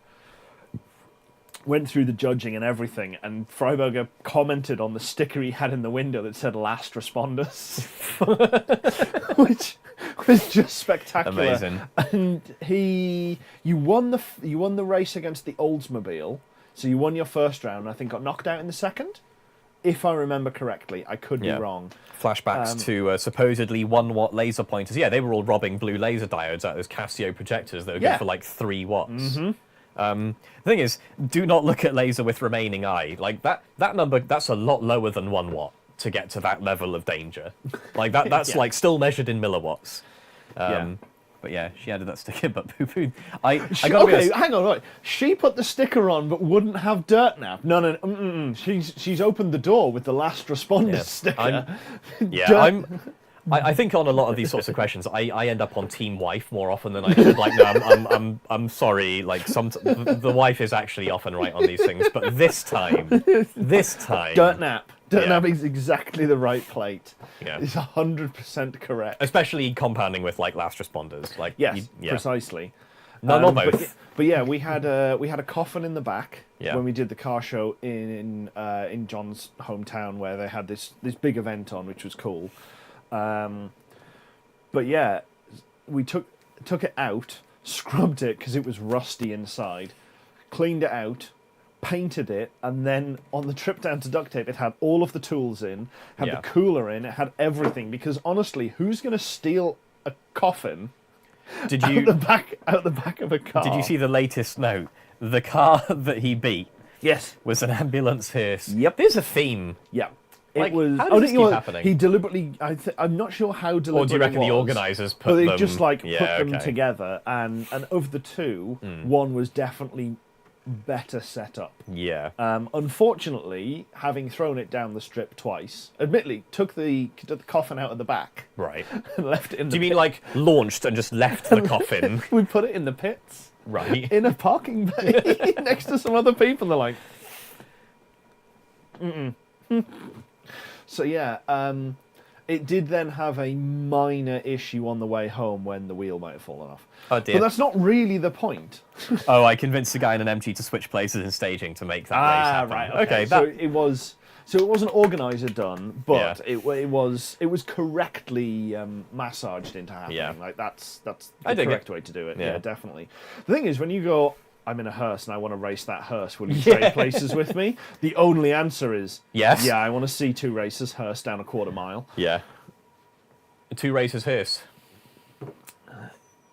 Yes. Give yourself a minute. I'm still. My brain is still a tiny bit frozen from being outside. Yeah. You are, Emmy. You are in fact late. Just a Have you tad. caught up on double speed like White Knight tends to do? I need to rub it in White Knight's nose, him laughing at our prediction of being online at 8, and we Yeah, did it. We were bang on. We then immediately crashed. Yeah, admittedly, the server failed and we had to like fudge it a little bit, but that's Yeah. not the point. The chat kept going. Yeah. It was The fine. audience engagement Yeah, continued. They stayed around. Yeah. We've got 15 people now. But yes, so Kitfest Yep. sounds plausible. Rustival definitely. Yep. Prospect Park hopefully, given weather. Like, we normally make a judgment call depending on how the summer is going as to whether or not we're actually going to make it to some of the shows, which is pretty much what happened last year. We didn't make the progress on the car that we wanted to make because the weather was so bad, and as a result of that, we opted basically not to do any of the shows in the season because there was. It's not so much there was no point. It's that if we did them, we were going to get distracted and end up tarting the car up to make it look nice instead of actually fixing real problems. Because we'd have just, for a fact, we would have just put filler back over the cracks. Oh yeah, on the we bonnet just covered the car away. in Bondo again. And, Instead, we carved out all of the cracked stuff. We fixed the flex. We did all of it. we carved out all the loops. we have cut out a lot of bad filler. So when it warms up again, hopefully February, March time, I can get some filler in and try and test that and make sure it's not going to crack. I was absolutely distraught when I realised how thick the filler is on some parts of the car. Oh, that bonnet bit is the worst bit. It's half an inch at its deepest point because there are two big warps in either side where it flexed, and then we put the scoop and then on, we put the duct in, and we had to get smooth that those in, lines to work even remotely properly. Yeah. It just had to be thick, and I hate it. But short of remaking the bonnet, there's basically nothing. I guess no the nice thing around. is at this point, in theory, and I'm not going to commit to this by any means. I don't think we're likely to, but it is now technically an option. We have a thing that's the right shape. It's now actually possible to overmold on it. We cover it in release agent in wax basically. Yeah. And then we can actually fiberglass over what we have. And we'll have a nice, the right shaped piece of fiberglass. Yeah, that we could use. Yeah, we could feasibly do that if we want to. I mean, we could seal the bond. We could get it the right shape, as you say, and just completely seal the whole thing. The downside would be the weight, which I think if we did that would then take it over the ton. If we didn't strip all of the steel off. Oh no, I was saying take the steel out. Okay, I'd say replace the bonnet with the afterwards, fiberglass one. Yeah, sorry, doing it for the removable panels. Oh yeah, I wouldn't want to do this on the body. No, I was thinking like that's a bold move to do it on. I can see the benefits because it's not going to chip, but doing it on everything. Bondo is less structural the more you add. I've seen some of that. In fact, pink and the attention skin. Ah, you criminal. Absolute criminal. Hey, look what I happen to have beside me. Jesus. I have the snottiest Bondo I've ever found. It's just the worst. Just keep I feel pushing ill. it through. It's just pustulous. Yeah, it is genuinely. Nurgle would approve. You know what, actually, it almost looks fungal. Yeah. That reminds me of the splitter. Of the shit that's growing out of the edge of the splitter. Yeah. Oh yeah. Was That now. episode hasn't gone. Oh, is it not? Yet. Okay. No. Oh no, the splitter's definitely totally fired. No, honest. it's absolutely fine. Yeah. No, it's definitely not broken into two pieces and then just peeled itself apart. No. That would be awful. Jess, can I have the Pepsi, please? Yes. Yeah. Nurgle approves of Thank you that very amount much. of Bondo use just being pushed through a gap until it's enough. But yeah. Yes. Precisely, Greg. It looks... Yeah, Wasp's Nest is also a perfectly reasonable description. But yeah, as I said, we tried last year to not spend too much time making it look pretty and just cut the losses, delay trying to get it to a show for a year, because nothing much changed visually. I have bad news, by the way. I think that was the correct option. Yeah. Your bad news? Bad news regarding paint specifically. So I've mentioned a few times the guy who did the bodywork on the SD1, Tommy, who I have previously recommended to do more people's bodywork, has unfortunately had to close his shop. So one of the ideas that I'd had for the kit car was once it's done and drivable and everything. I'll come back to that, Em. It was basically we take it down to Pembrokeshire and have Tommy go, right, take all the paint off, clean it up, tidy it up properly, and get a proper coat of paint on it so that it will actually be sealed in a way that we can't get it. But yeah, unfortunately, he's had a few too many cancellations and has had to close the shop completely. Yeah, we still and the worst thing is, we're one of them. Yeah. He was doing the gold shell, but the money dried up. So we can still take it to Colin and get it done in Newbury at Ignition. He's helped us out with a lot of stuff. The downside is Tommy has much lower overheads, so it would have been an overall cheaper job to do. Oh god, yeah. And as much as I know, I'm sure I can go down and help Colin and reduce the overheads as a result, doing like it ain't gonna be cheap. The dumb work. Yeah. To go that far through it and fix the body up, Bondo, etc., blah blah blah blah blah. it would be horrendously expensive for what it realistically is. We can do a good enough job, get everything prepped, and then get him to put some good paint on and bake it in his oven. Yeah. Get him to do the paint, which I'm more than happy with. But, yeah, I think that's about the limit. Having him actually go through, or not so much Colin, but his guys. Yeah, one of his underlings. His body shop guys go through it, because they're very good. I've seen a lot of the stuff that they've done. It's very impressive. It would be a fortune.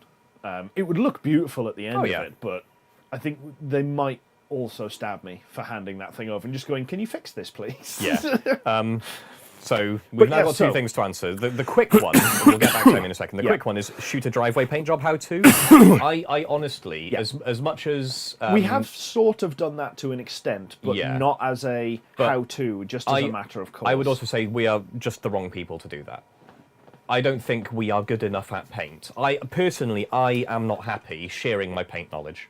I don't think my paint knowledge is worth sharing. I've seen, having been down and see Colin and done enough stuff helping him down there, I know enough. I just know I'm not practical enough to get the knowledge across well enough with a good enough representation. Like what we achieved on the Thunderbird was impressive, all things considered. Yeah. But that qualifier is doing heavy lifting. Yeah. Like there's channels on YouTube that do genuinely really, really good bodywork tutorials. I can't remember the whole name of the channel. The majority of them have it indoors. That's true. And that's the benefit. Like doing it, the driveway how-to is a slightly different element to it.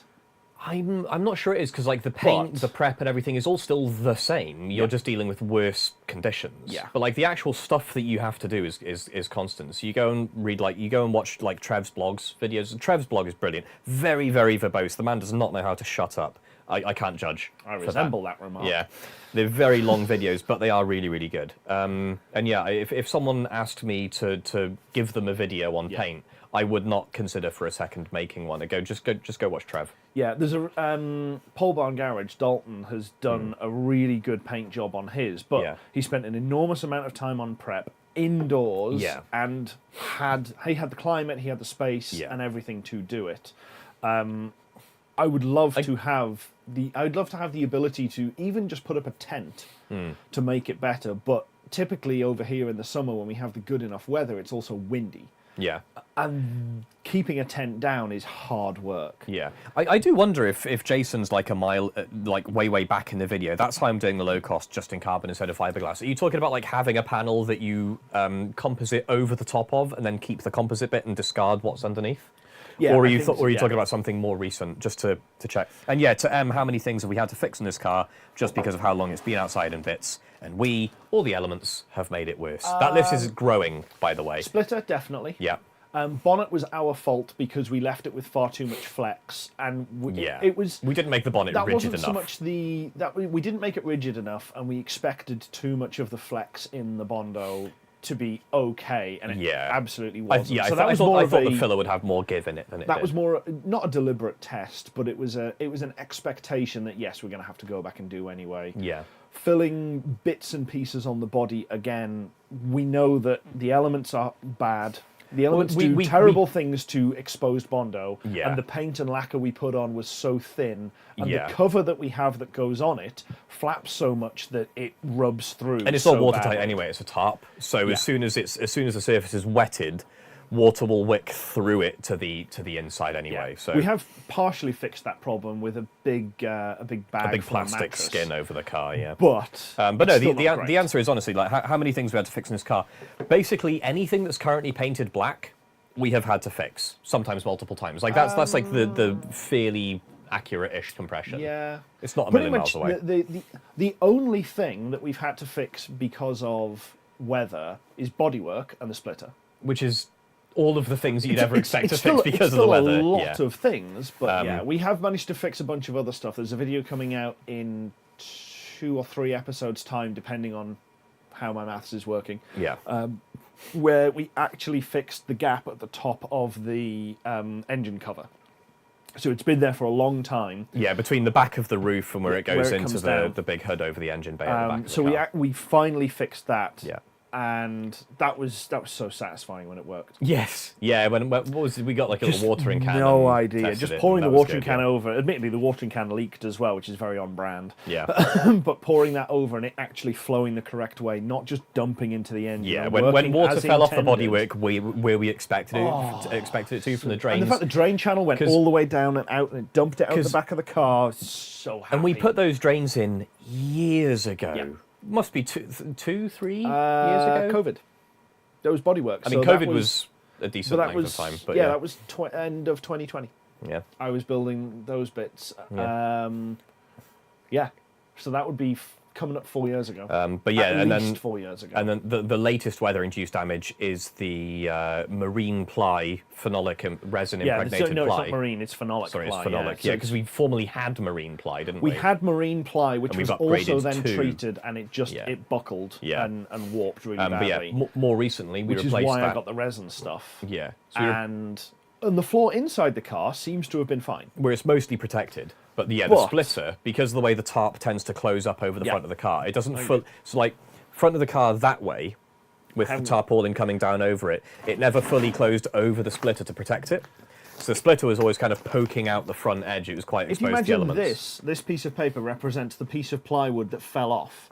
You shouldn't be able to do this with plywood Yeah, and that- have it basically maintain a contiguous structure. And then you shouldn't be able to peel layers off your plywood Yeah. afterwards when you break through and literally just break it into a fibrous mess. That is not how plywood is meant to be. I think the probably the most like demonstrative example of how completely screwed that plywood was is when I went to, I can't remember exactly what happened. I like unhooked one of the bungee cords that holds the tarp down from one side or other, and I noticed on the other side of the splitter the bungee cord, and this isn't metal, it's just a regular like fabric covered elastic bungee cord, Yeah. had sawed through Yeah. about 6 inches of the splitter.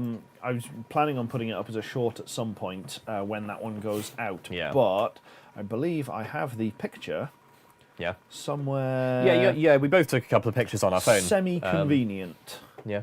And yeah, that was absolutely disgusting. There's also like fungus, like mushroomy stuff growing out the side of the plies. Yep. There Yeah, you so go. that's what a That's how bad that it was. That is 9mm phenolic resin ply, being eaten by a bungee cord. absolutely destroyed with a bungee cord. Does this video show me sawing through it? No, it must be a different. different No, clip it's somewhere. on the main camera. Oh, okay, fair enough. I think. He's built a Yes, full he- steel and plaster throwaway body that he's moulding off and then casting carbon. Okay, that's Jesus. going to be really cool. Yeah, I But look yeah, forward to seeing that. that is definitely the way to do it. Yeah, I don't have a photograph or anything convenient Yeah, to show the damage and how it was being damaged. That's very, very cool. We were thinking about building a mold for the bodywork when we were going to do it in fiberglass at one point. So the approach But I suggested early on. I got carried away Well, just yeah, making granted. stuff over COVID and But- lockdown. I had material and a welder on hand Yeah. and a full bottle of gas, but and even I went hog wild. Even after that, though, because you obviously Ade built like the skeleton of the car, and that was awesome because like you could get a picture from the side low down, and you could actually follow the silhouette of the thing. And from that moment, I knew we were onto a winner. Like that was the moment where I said, "Oh, this is going to look good when it's done, unless we screw it up." And for the most part, we haven't. No. Like, almost everyone who sees it thinks it looks bitchin'.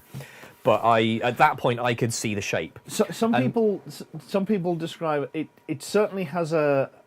There's a kind It's a love it or hate it look. Either people love it or they Well- go, "Wow, that's an ugly looking car." And I get it. It is not a classically beautiful Oh, God, car. no. This is not No, an no, E-Type. no. This is it has a look. Yeah, but one of the things that I suggested for it was because obviously we had at this point we had a skeleton. We had the car kind of had a, I guess you could almost call it a rib cage. Yeah. That you can imagine kind of and as we did, we draped metal over it. We bent metal Yeah. over these ribs and everything, and we got the shape that we now have. In the same way, we could have. And I suggested this, but we kind of went. We weren't sure how to like attach all the resulting panels and things like that. That was the main problem. It was as much as we could make the panels. Yeah. How do we then do it? How do we attach them, secure them to the car? And the rough idea was we could take the ribs that we had, cling film around them to form a skin, much the same way as the metal now has, and then cover the cling film in release agent, and build composite parts that go over close, it. if nothing else. And I think that could have worked. I think it would have had potential. Yeah. Probably could have done it out of thin ply or like not foam board.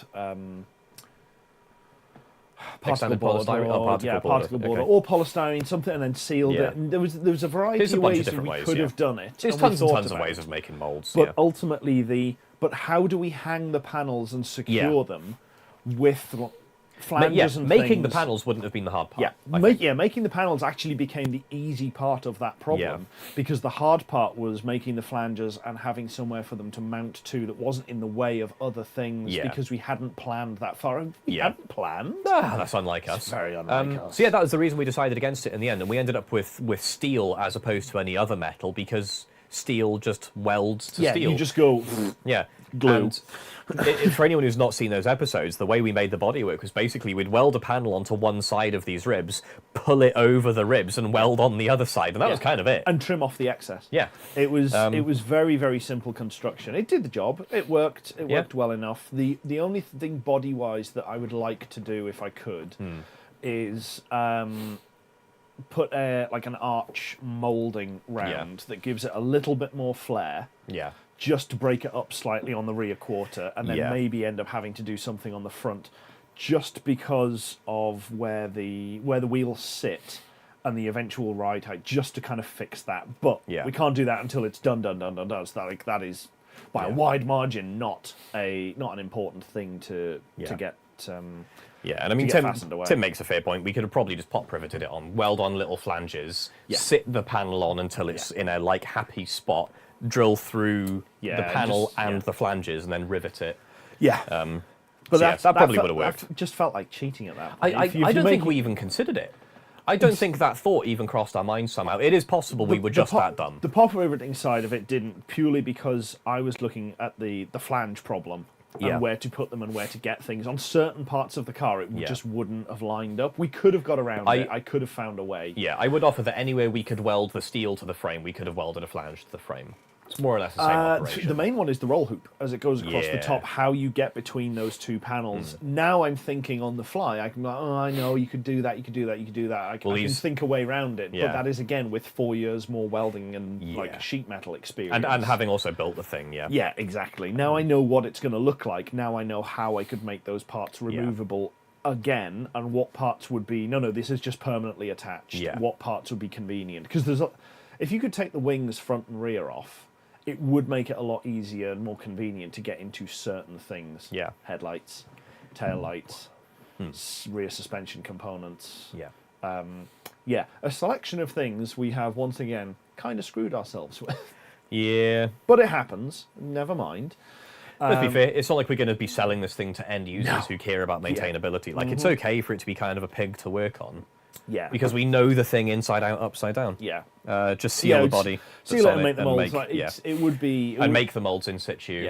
It would be an option for the long term. If we find that the body that's on it is rusting through for whatever reason, then potentially I would look more at the idea of, okay, take a mold and go back through that. But at that point, the hard part is done because it's through the IVA. We have a lot more leeway in what we can do around things with still getting through the MOT and what have you. So it becomes easier.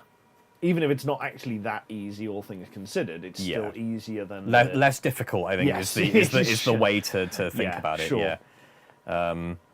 I have 4% battery left in my phone, so I might disappear for a second, grab a charger. So that I was going to say, just use the one that's currently in your laptop. But, unfortunately, I've got a vintage poverty spec iPhone with the goofy little lightning port. They have switched to C now, but I'm not giving Apple more money for a new phone. Not when this one still works. Well, kind of works. Works in inverted commas. The inverted commas from Tech Desk there. But so for those of you who join later on, we were lamenting earlier the loss of Irwindale Speedway. Rest in peace. Which we had for a long time. Been visiting for duct tape, and then they moved to the NHRA Museum, and then when it stopped being zip tie and duct tape, also sort of moved back from there back out to Irwindale, which it wasn't not so much a nicer venue, it was just easier and more convenient because it dumped directly on, it was further out, just so much more convenient. Yeah. But yeah, gone. Well, will be gone soon anyway. Yeah. But never mind. And yeah, the rest of the project, obviously the kit car, the plan is to get the IVA done ASAP. It is a fairly short list at this point. A lot of it is fiddly, boring stuff to record, which is why the episodes are focusing on other things. Crucially, though, it's a short and shrinking list. We're now past the point where we're finding more stuff to do. I mean, we are finding new things to do as we go. Yeah. But usually we do 2 things and find a third, or do 3 and find a fourth. So yeah, do 3 and find a fourth. Rather than where we were before, where we do 2 things and find a third, a fourth, and a fifth. Yeah. And So the list is now actually is coming down. It used to be 3 columns on our whiteboard in the garage. It's now 1.5. So it's not even 1.5. It's down to 1 column. Yeah, and a bunch of that's crossed off. So yeah, I'm cautiously optimistic. So it is getting slowly better. But yeah, some of it is very fiddly stuff, which is no good in the cold. Some of it is really boring to watch, which is why it's not being videoed. I would honestly, at this point, and it kind of pains me to say, I do think most of what we're doing now is just really shitty. And yeah, it's not fun. This is the video side of it. We've kind of exhausted all of the interesting stuff until we get the ECU in. Yeah. And we can start it and make it do like the moment we get the engine running will be massive. Yeah. And I'm pretty sure. I mean, I realise we haven't got that big of a viewer base, but I'm pretty sure I will still hear the whoops of joy and encouragement from home when that episode goes out of the engine. Yeah, running. pretty much. I just don't know when that's going to be. Yeah. But the other projects, the GTO is sort of gradually coming along. Obviously, that was a short-term ownership in order to get the paint sorted and then move it on again at some point. How is that going? Fine. Yeah. I'm not sure if you had a timeline in mind for it, is all, because it feels like it's going slow, but obviously we're all split a few different ways. So. The big one at the moment is making the aero work one way or the other. And the video that's coming out, or came out yesterday, yesterday, was dismantling the front end to see how the aero worked, because I wanted to try and lift it up further so it didn't hit the speed bumps, and it's already as high as it goes. But the motor is either dead, it was unplugged, which would have been a really nice, easy fix. But if plugging it back in had worked, that would have been lovely. Yeah. But the relay box that controls it is in the boot next to the other spoiler, and there is a way to make it so you can bypass various things, change a couple of wires, and the front one does nothing, and the rear one becomes on demand. Oh, so you manually toggle. So the active aero button in the cab ends up going, give me my spoiler, and it puts the spoiler up. Okay. Which would almost be preferable at this point. So what, have you got an idea what the actual function of the spoiler is? Is it like an air brakey spoiler, or is it a downforcey spoiler, or is it a drag reducing spoiler? I think it's meant to be downforce. Okay. So the way the active aero works is there is a big. It is, by the way, Vix. Yeah. There is a big bucket underneath, and it just floats.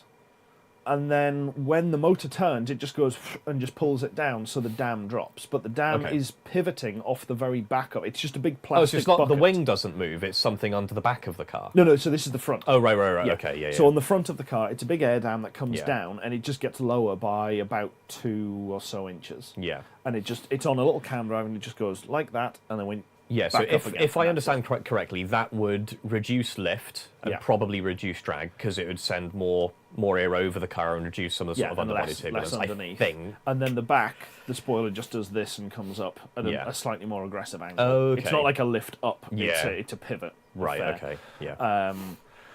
So yeah, hopefully that should be coming again once the way, because pulling through electronics and small bolts is not fun in the cold, which is why that hasn't happened over the winter. And sorry, we're not ignoring chat, by the way. We will try and loop back to the comments that we've had. Yes, but and the paint is, again, it's in hand. I've spoken to Colin about it, and he's just going to fix it. Yeah. Are you going to be pulling a few hours in the shop to pay for it? Yeah, he literally turned around and was like, you can come down and lend a hand doing stuff. Because where I've previously fixed it just by making it look not terrible so that we could get on track with John. Yeah. It's a crime.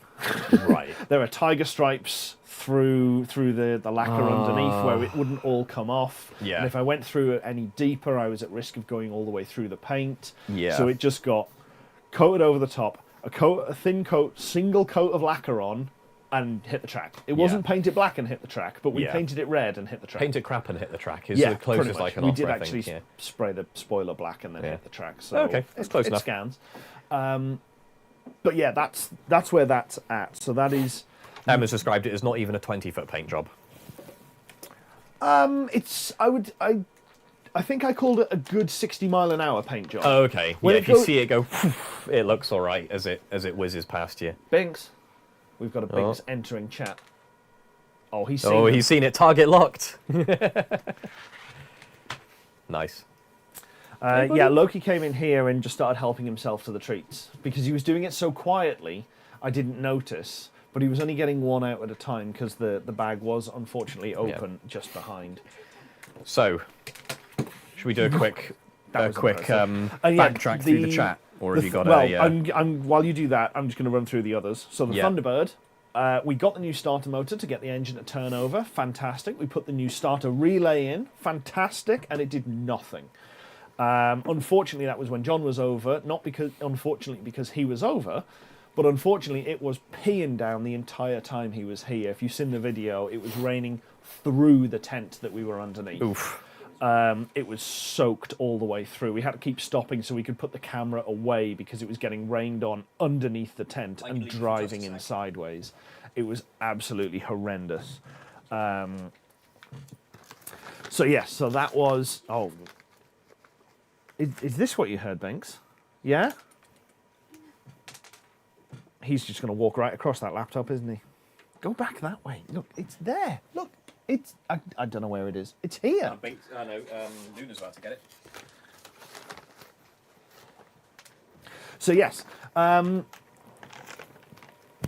Thunderbird has the relay. We then discovered that the breaker block, there's the fuse in inverted commas, which is just a piece of wire, had broken. It hadn't burnt broken, but it had snapped. So in order to make that a little bit better, I've got some inline fuses to put in that I'd like to try and make something to just hide them slightly so they look a little bit more period correct. Yeah. But also have a blade fuse so it's not just burning through a piece of wire. I do love that it is just a piece of wire that is sized to melt over some horrible shorting current. That's all what a fuse is. But I at the get same it. time, it's the distinction between like a fuse is in an enclosure, like a housing versus just a big chunk of wire. They recognise the sound of the bag rattling, and That's as soon as you amazing. rattle the bag, just the ears go wild. Like, I know it's here somewhere. Ears forward. Love it. Back through chat a little bit. Matt is asking what we think of Guy Kawasaki. Do not let the name fool you. He's nothing to do with the bike company. I was going to say, first of all, is that to do with Kawasaki? No. Oh, does he do anything with Kawasaki? Kawasaki's? No, I have not come across this name. No, this is an in-joke in the science lab community from when we watched Steve Jobs. Was the film just called Jobs? The one that had Fassbender as... Yeah, there's a couple of Steve Jobs. So we watched it and then watched a couple of bits of related material. Guy Kawasaki is... Everything's a fuse if you amp hard enough. Yeah. Not wrong. What do we think of Guy Kawasaki? I don't rate him very highly. I think he needs to get Tim Cook's and Steve Jobs's.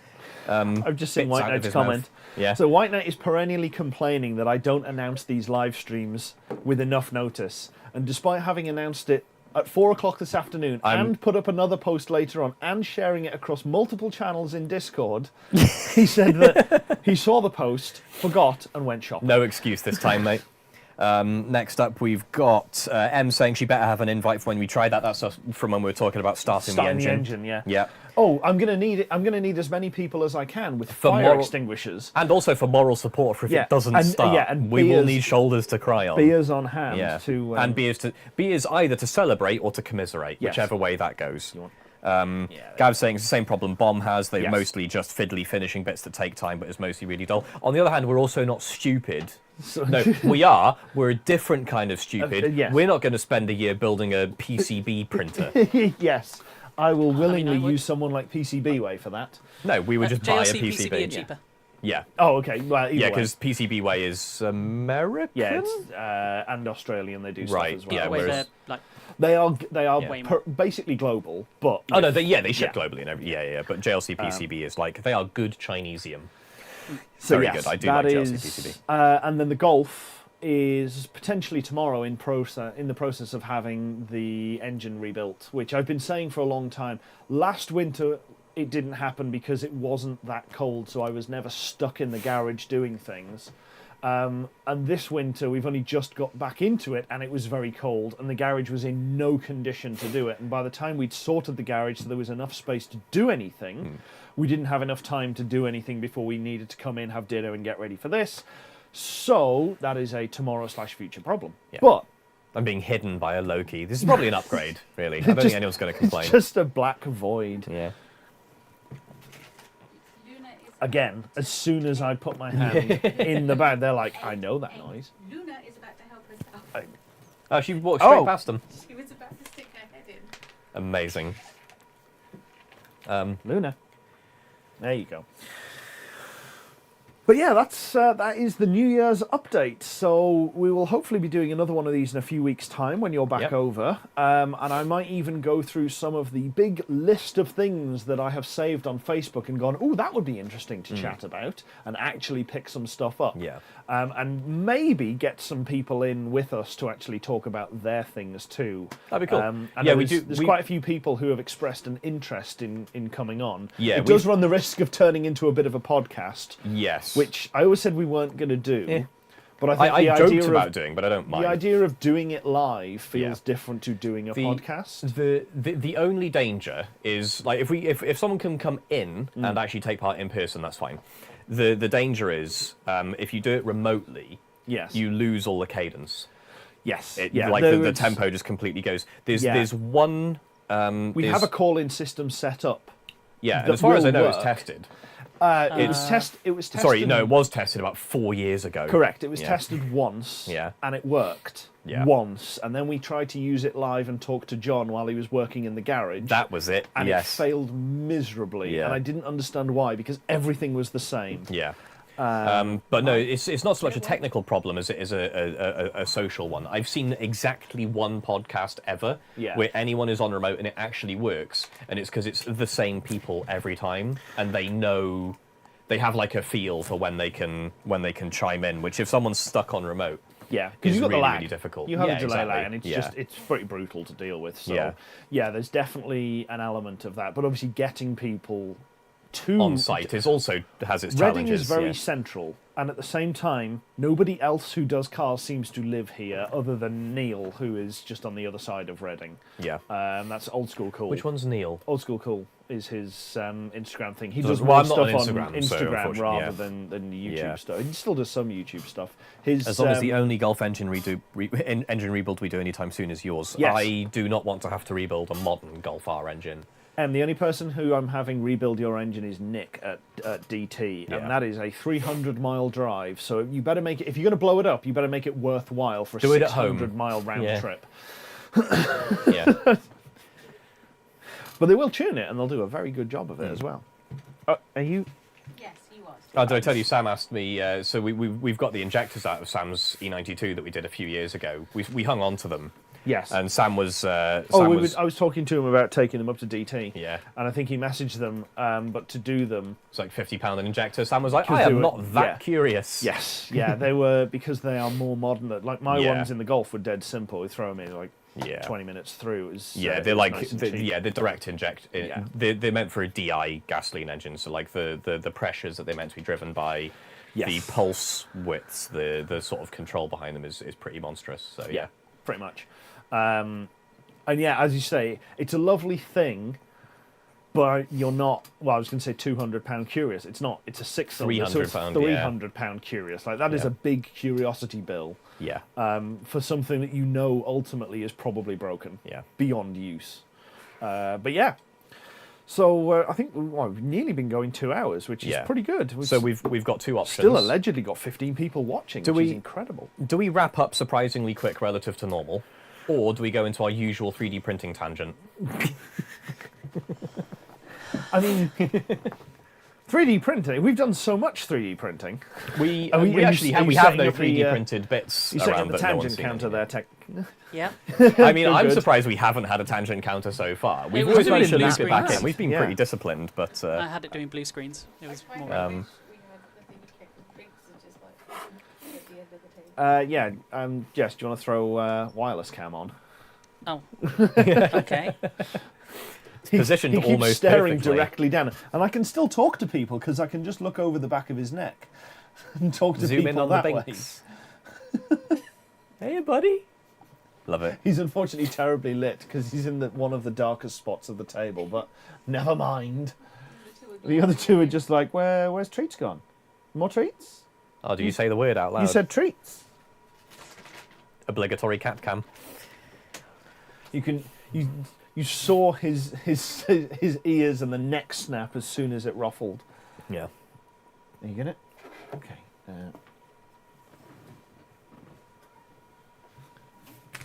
There you go, Mix.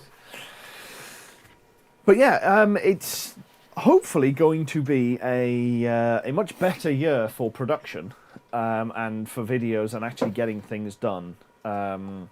We'll see how it goes. Yeah. Currently, we're 2 weeks in, and I put videos out both weeks, and we've had a live stream. Like, how bad could it possibly get? Don't say that. Don't. Why? Why do you have to do this? You saw what happened when you Yeah. jinxed this earlier. Yeah, Yeah, fair we point. made one too many comments about the tech Yeah, well, being next- good, and then it next immediately week's- blue screen. Next week's video is already up. The video Yeah. after that is mostly edited. The one after that is, I think, recorded and done. I could be wrong. Have we thought of 3D printing car parts? We have actually 3D printed multiple car parts. Yeah, we've printed a load of dash parts. We have tested about. I mean, that's a useful. We've got some components of the. I mean, this isn't from around the instrument panel itself, but this is from like the whole front fascia that goes in front of the driver and makes up the panel. Here are. We have intercooler grill holders, so we've got metal mesh grills in front of our side pod intercoolers, and we've 3D Hang on, printed wait. the surrounds for those. That is not the complete No, selection. Yeah, it took a few goes to get those right.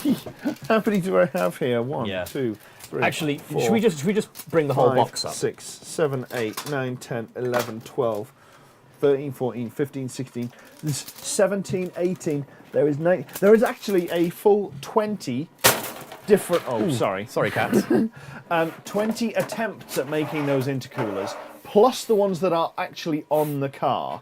Yeah. So that's basically just because the geometry of the side pods, shockingly, is not perfect. Yeah, they're a and bit like squiggly shaped And, all over the place. And yes, Ash, that is in do. my list of things to build. Do you want to just grab? Should we just grab the whole box? I'll grab this end of it. Yeah, 1 second. Because the Cables. power cables are Please on hold. top of it. This isn't even all of it because there's a couple of bits around the back. Yeah. I got it. That might as well go in. That's the other one, and that's the rear. That's a tail light cover. We have thought about 3D printing car parts. Yes, we've. Okay. Are we on? Hopefully. Cool. We're hopefully on. Sorry, We'll give Ade a second just in case we're not replying on. in. But... Yes. Okay, now I can Apparently see we are us. We're back good. Up and running once again. Yeah. So, to get back to where we were, yes, we have considered 3D printing parts. This box is almost entirely full of printed bits, mostly iterations on the same few pieces. Yes, and So, it gets worse because it's done things like this. This is a perfect print. This was rebuilt. We did a test design. That's the air filter holder, It by the worked way. flawlessly. I remade it. It went together. It fit all of the components perfectly. Unfortunately, it was chirally wrong. Yeah, we had it mirrored or something. It was versus I where built needed it the to wrong be, way yeah. round, so Yeah. I needed the filter to go at the opposite angle. So this is pointing up slightly from the cage, Yeah. and I needed it pointing down. So that was entirely on my Yeah, part. and like this we could go piece by piece through this. That would take a while. this whole box. Oh, that's is- the brake is- switch holders or is something. brake Yeah. switch adapters and pedal Yeah. adapters. That was one of the One end first of the test number plate parts from the new number plate holder. One of the first Gear stick iterations surrounds. of gear stick surrounds. There's the, Oh, there's all sorts in here. that's the second. So yeah, these parts, making these into a coherent single piece to do the 2 levels, is the Little The switch next and big- button unit. 3D printing adventure. Yeah, but there's quite a bit of stuff. That panel that has the orange connectors on the first one, I think it's underneath all of those. Oh, yeah. That one actually fit perfectly, and then when we put all of the other panels in around, we realised that all of these overlap joins needed to be smaller. And we could have just taken a knife to this and cut it down, but for the amount of effort and the amount of filament, it was just easier to reprint it. So the new one of those is done, and it works. It just needs gluing together. When I find my P3000, P6000, whatever it is. I have no idea. Greg will know, and he's in the chat, because he was the one who told me what it was. And that did a really nice job. And it's a lot less fragile than superglue. So where that panel has to go, it has to kind of finagle its way around other stuff. E6000, apparently. Are you... You're really working hard at getting into those, aren't you? That was... No. Cats are trying raids on the treats again. Yeah. I don't think they're all going to stay there when I... All right, let's do... Loki, it's there. that instead. Loki, it's there. Okay, Bink's But yeah, got it lots and instead. lots of 3D printed bits. With varying degrees of suitability and success. E6000, yes, that's the one. Thank you. Oh, you did say, yeah. Yeah. But yes, we have very much considered and realised that we're not very good, and then had to learn to get better at 3D printing. The big thing that's made this more practical is obviously quite a few years ago I've done some CAD on these streams and things. We've printed some bits and pieces. It's up there. And I was looking there for the radiator shroud. It's behind a bunch of stuff up on the top shelf that Ade's going to grab now. So we have in the past printed parts, and this is something that like we couldn't print again today. I printed this on my old Ender 5 Plus, which is an enormous like 350mm print bed. So this is meant to be a fan shroud for our radiator that we could take a I don't know 12 or 14 whatever inch fan and sit over over the radiator. Yeah. So that was the sort of genesis of our idea of 3D printing our way out of some problems. Yeah. The big change happened. Sorry, I'm going to digress again for a moment. Tangent. I tinkered with my Ender 5 Plus a lot. And it was a fairly reliable machine. It had bed leveling and stuff, which is one of the main things that you need for reliability. But like, it did misbehave fairly frequently. I did get a couple of like big multi-day long prints out of it, but they were more the exception than the rule. And ones like this, frankly, are a bit of a miracle they worked. But about a year or so ago, some friends of ours, Jess, who works in production, well, actually more than a year ago, got a Bamboo P1 something, P1S, P carbon, whatever. And fast, reliable 3D printer. Yes. If any of you watch any 3D printing relating stuff or car related stuff, you'll probably have seen like Super Fast Matt's video. Super Fast Matt has one. Rotary SMP got one, and he's like a milling channel. And like the general trend is everyone who gets a Bamboo spends the first 3/4 of their video shitting on every other 3D printer ever, which in fairness is not unjustified. Yeah. And then saying, and none of this applies to the Bamboo machine. It's not strictly true, but not entirely, but like with Rotary SMP in particular, he went from a very early replicator bot or late model MakerBot machine, or like an Annette or something, like that. From that was, I think he said it was either 10 or 12 years old from when he got it. Oh god, yeah, that's like a whole different. Directly to a Bamboo, and it was just like the night and day difference between this is absolutely unreal. And like, I get it. You can make a reliable printer. Yeah. I cannot maintain a printer. Yeah. Even my Bamboo needs more love than I give it. Yeah. It has a bunch of stuff that sort of needs doing, but for the most part, it is push button receive print. Yeah. And I am more than happy to run with that. And the fact that having seen Jess's one, because you had an Ender 3 before that. We had a very good Ender 3, I would note. Jess had done some incredible work tuning it and like getting that thing working. It was immaculate. And it just, when you have those barriers to something that is it's just a fundamental level of I don't want to deal with that thing. Yeah. Whatever it may be. Yeah. It's not because the thing is terrible. It has There's something about it. It's just unreliable enough. It's just faffy enough. Just barely. Yeah. And even sometimes it's purely cognitive. Like the 5 was reliable enough that you could actually make things on it. Yeah. It was just slow. The fact that that was the other part of it. This was, I think we measured this at something like 165 degree angle. Well, 165 There's degree 13 degrees from horizontal. Yeah. At the It's maximum near- overhang, it's Yeah. 13 degrees from horizontal. The fact that it did that was unbelievable. And this is nothing against the bamboo. This is purely a result of the ridiculous print cooling I had on that machine. I would not trust the bamboo to print this. I mean, even ignoring that it couldn't because of the size, I would not trust the bamboo to produce that overhang. No, But I think anyway. it'd be a nice one to test it at some point, just Yeah. to see if you could. But the difference is the bamboo is fast.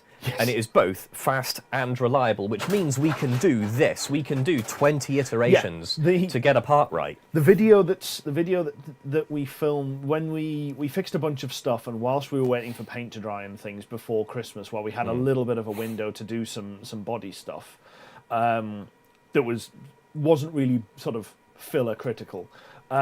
We were running these off and testing them throughout the day, and we could do between 3 and 4 different tests, not on a full-size print, but we were just cutting it down to the minimal size with a little bit of rigidity.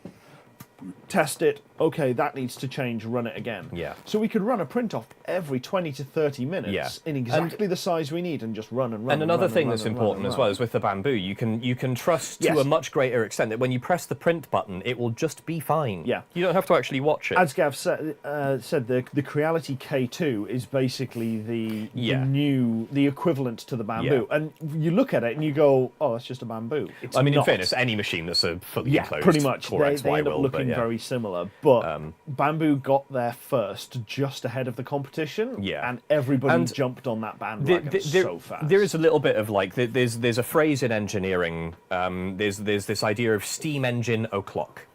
And steam engine o'clock is the point in human development at which metallurgy is a certain point, and understanding of thermodynamics is a certain point, that all of a sudden steam engines appear everywhere. And it was basically fast, reliable 3D printing o'clock. Yeah. Bamboo, just like nothing against bamboo. Yeah. They were the company that got there first. They walked up to that threshold. Yeah. They were there when it happened and went, oh. And it's the combination of the Core XY motion system giving you a good motion system that makes it possible to go fast. Things like very good motion control, pressure advance, resonance compensation in the machines. These are all ideas that are ancient in like actual machinery control circles. If you go to any company that makes motion systems on like CNC machines, the lithography machines that make semiconductors, any kind of high-end advanced robotic control systems, the things that actually make these things move, they have a sort of software model of how the machine behaves mechanically, and they use that to tune the inputs to compensate for things like slop in the joints and like resonance and vibrations in the parts. And when that came to 3D printing, Bamboo were the first company to actually ship a machine commercially with a warranty, tested, etc., that deployed it. And getting that in a consumer machine that you could just put in your office and just push button, receive bacon, was a game changer for everyone. Unbelievable. All those features were available in hobbyist circles. Yeah, the Like, hobbyist they've circle had this stuff. like Yeah. Clipper and As adding long as input you shaping, as long all as you were sorts. willing to dedicate the time and the effort to implementing, maintaining, and kind of keeping on top of it. And I personally that's did fair. not have the time or Yeah. the will to do it. Yeah, I knew it was possible, but it wasn't possible for me at a number of levels. Yeah. The knowledge was a threshold I wasn't willing to invest in because I Yeah. had other things I needed to do. The time, again, I didn't have the time to learn and play with a whole new machine, and the will to do it as a result, which is not there. And Bamboo effectively managed to effectively productize what is basically a whole bunch of open source developments. Yeah. And like you could get all of this stuff in a Voron if you built it and rigged it and everything, or if you paid an enthusiast enough to do it. But that cost a lot of money. It's very, very labor intensive to build and configure this sort of machine. But yeah, being able to just buy a machine, and they were like 500-ish, 600-ish quid, something like that, Yeah, a 600 year or for so ago. P1S. The P1S was 600. The P1P, which didn't have the enclosure on it, was 4 450. and change in the sale. Yeah. And now we've And got the then A1, which is and then the expensive. carbon was like 1100 or something. And and then AMS. and then once you buy one of those things, you can do this, and you can go, that one didn't work. Do another one. Yeah. That one didn't work. Oh no. Do another one, and like it's fine. And I think that was the big change for at least for us 3D printing car parts. Yeah. The ability to rapid prototype relatively complicated things during the day, not have to wait overnight. Yeah. This was an overnight job. Yeah, this took a good while. It was a good 6 hours, I think, to print that. Easily. Yeah. I'd be surprised if it wasn't longer. Yeah. But yeah, like now I took this personally.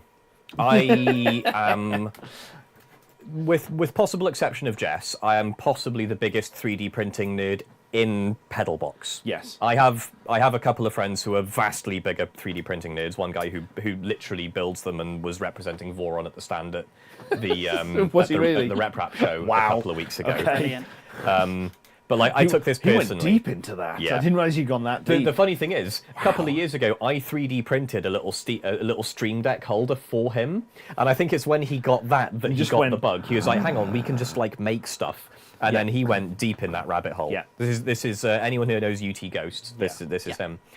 And I said to UT Ghost, so it took my old Ender 5 that made this, and I said, I want to go bamboo fast, and I want all of the reliability. Yeah. No messing about. I don't want to ever feel like this machine will fail me. If I have 99% reliability on this thing, I will consider that a failure. Yeah. And Ghost was like, yeah, all right. That sounds like a challenge. Well, not particularly, because like the parts exist, the software exists, like all of the stuff that went into the bamboo, you can do in the... It's not a difficult challenge. Right, It's yeah, just yeah. I'm going to piece this. I like this challenge of Yeah. finding all of the parts to make this thing happen. Like, that Yeah. is a good challenge to have. Yeah, and the mission now is like the bamboo is awesome because it's a 250mm print bed, which is a decent size. You can do a lot with 250mm on a side.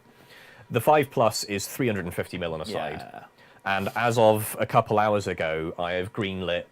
I want to go even faster. Yes. So it's going to have 4 drive motors instead of 2.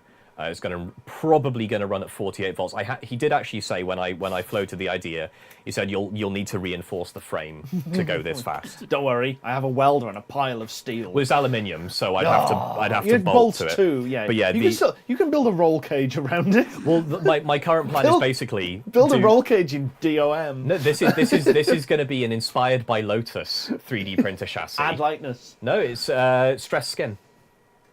So panels over the sides. It's a big box structure. So I'm just going to bolt panels all around the sides, and they'll do shear transfer And across the thing. as Em's just said in chat, we're waiting on the new bamboo large bed model, which is rumored to be coming Q1 of this year. So it's any time now they're going to do it, and I will be buying one. Yeah. In order to do stuff. I will have to set it against the 5. Oh yeah, no, we will race these things. I have absolutely no problem with that. I don't think it's. I think it's probably going to be a couple of grand. Yeah. All in, because the X1 is already $1 grand and change. Really?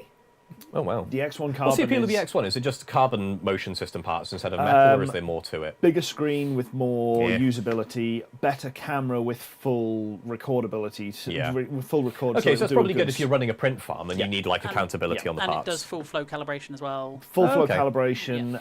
LiDAR scanning. And the LiDAR scanning was the other Yeah, one. I LiDAR's can't old tech remember, now. But LiDAR's shit. You need a beacon these days. But yeah, that was the that was like the big headline Yeah. things, and even that's come down in price some. I think it was 1,400. Oh, I'd when expect you it to. got Like they're cranking when these you got things your out by the P1 million. and then I Yeah. got mine.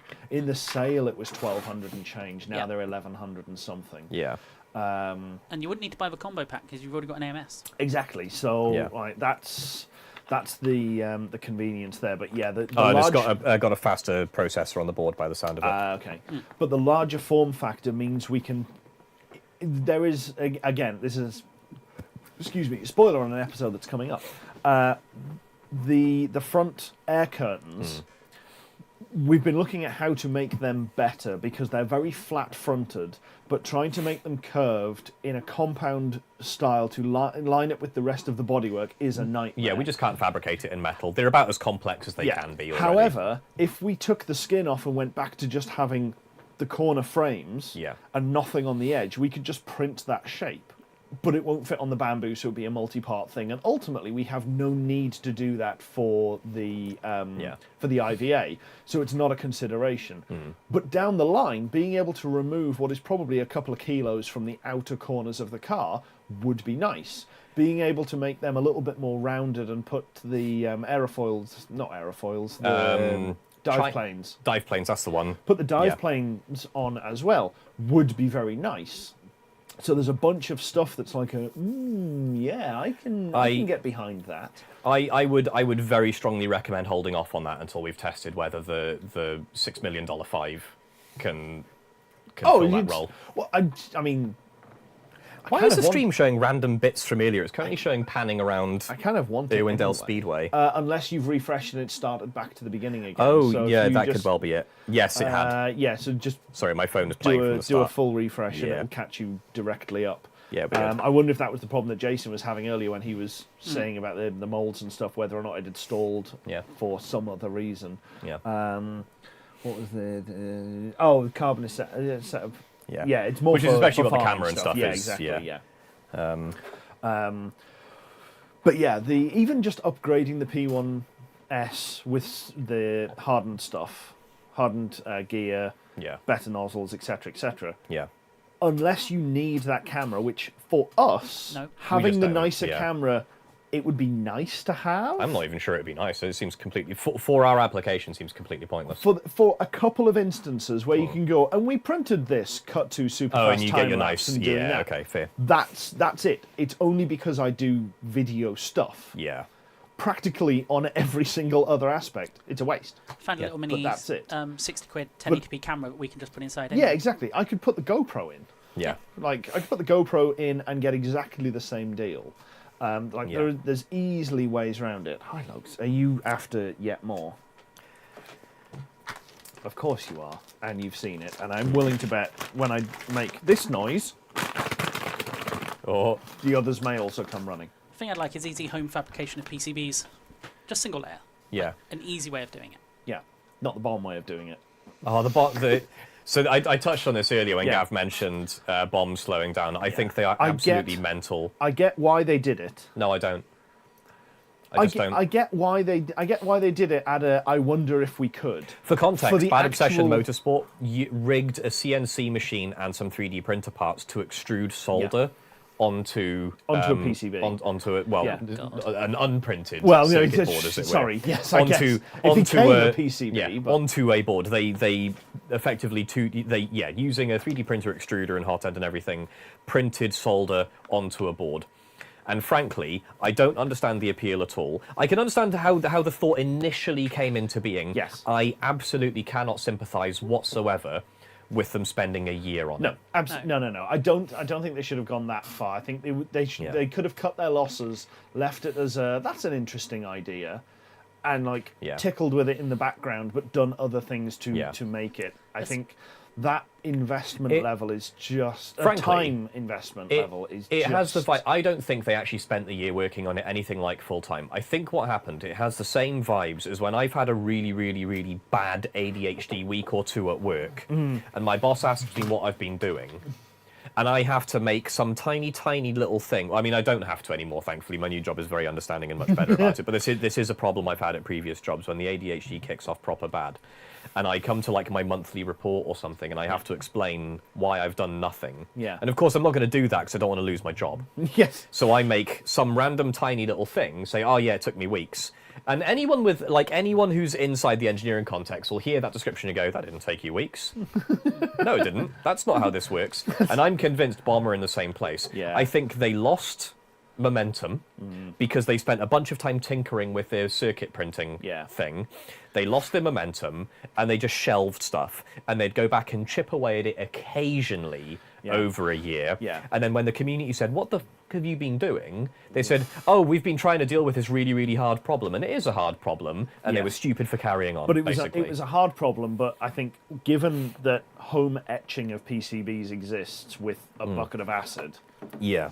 it wasn't a problem they needed to. It wasn't a hill they needed to die on that hard. No. They could have easily done we tried this. This is what we tried to do, and it was horrendous, and it didn't work, and we went back to the simpler thing. Or we cut our losses, put this to one side. We'll deal with it later, and we ordered the PCBs. Yeah. I think people would have been more understanding because I've seen a lot of comments from people going, "Is that it?" So The Caves episode- mentioned about so- laser etching the copper directly. Yes. That's something that the person who came up with the Lumen PMP pick and place machine has been playing with and did a video last week. Oh, yeah, we've got open source Yeah. pick and place machines now. Yeah. Oh, amazing. So using a home fiber laser it's about $2,000 for the fiber laser, but using that to etch away the copper and then applying solder mask and then using it to etch away the solder mask. Yeah. Yeah, it was. as Gav says, like, yeah, there's a lot of people. I was expecting that video to come out and it would be the entirety of that build for the instrument cluster, not a part 1 and then a part 2 for an hour-long video. Considering they then did another video which had the building of the machine and stuff like that. And like, I get it, but I feel like they're milking it, honestly. For 16 or 18 months worth, that seems... I understand why people are very annoyed, or certain people are very annoyed by the amount that they did. Yeah, if you've already designed the PCB because you're printing it yourself, it's 50 quid to get JLC PCB to print you 50 of them.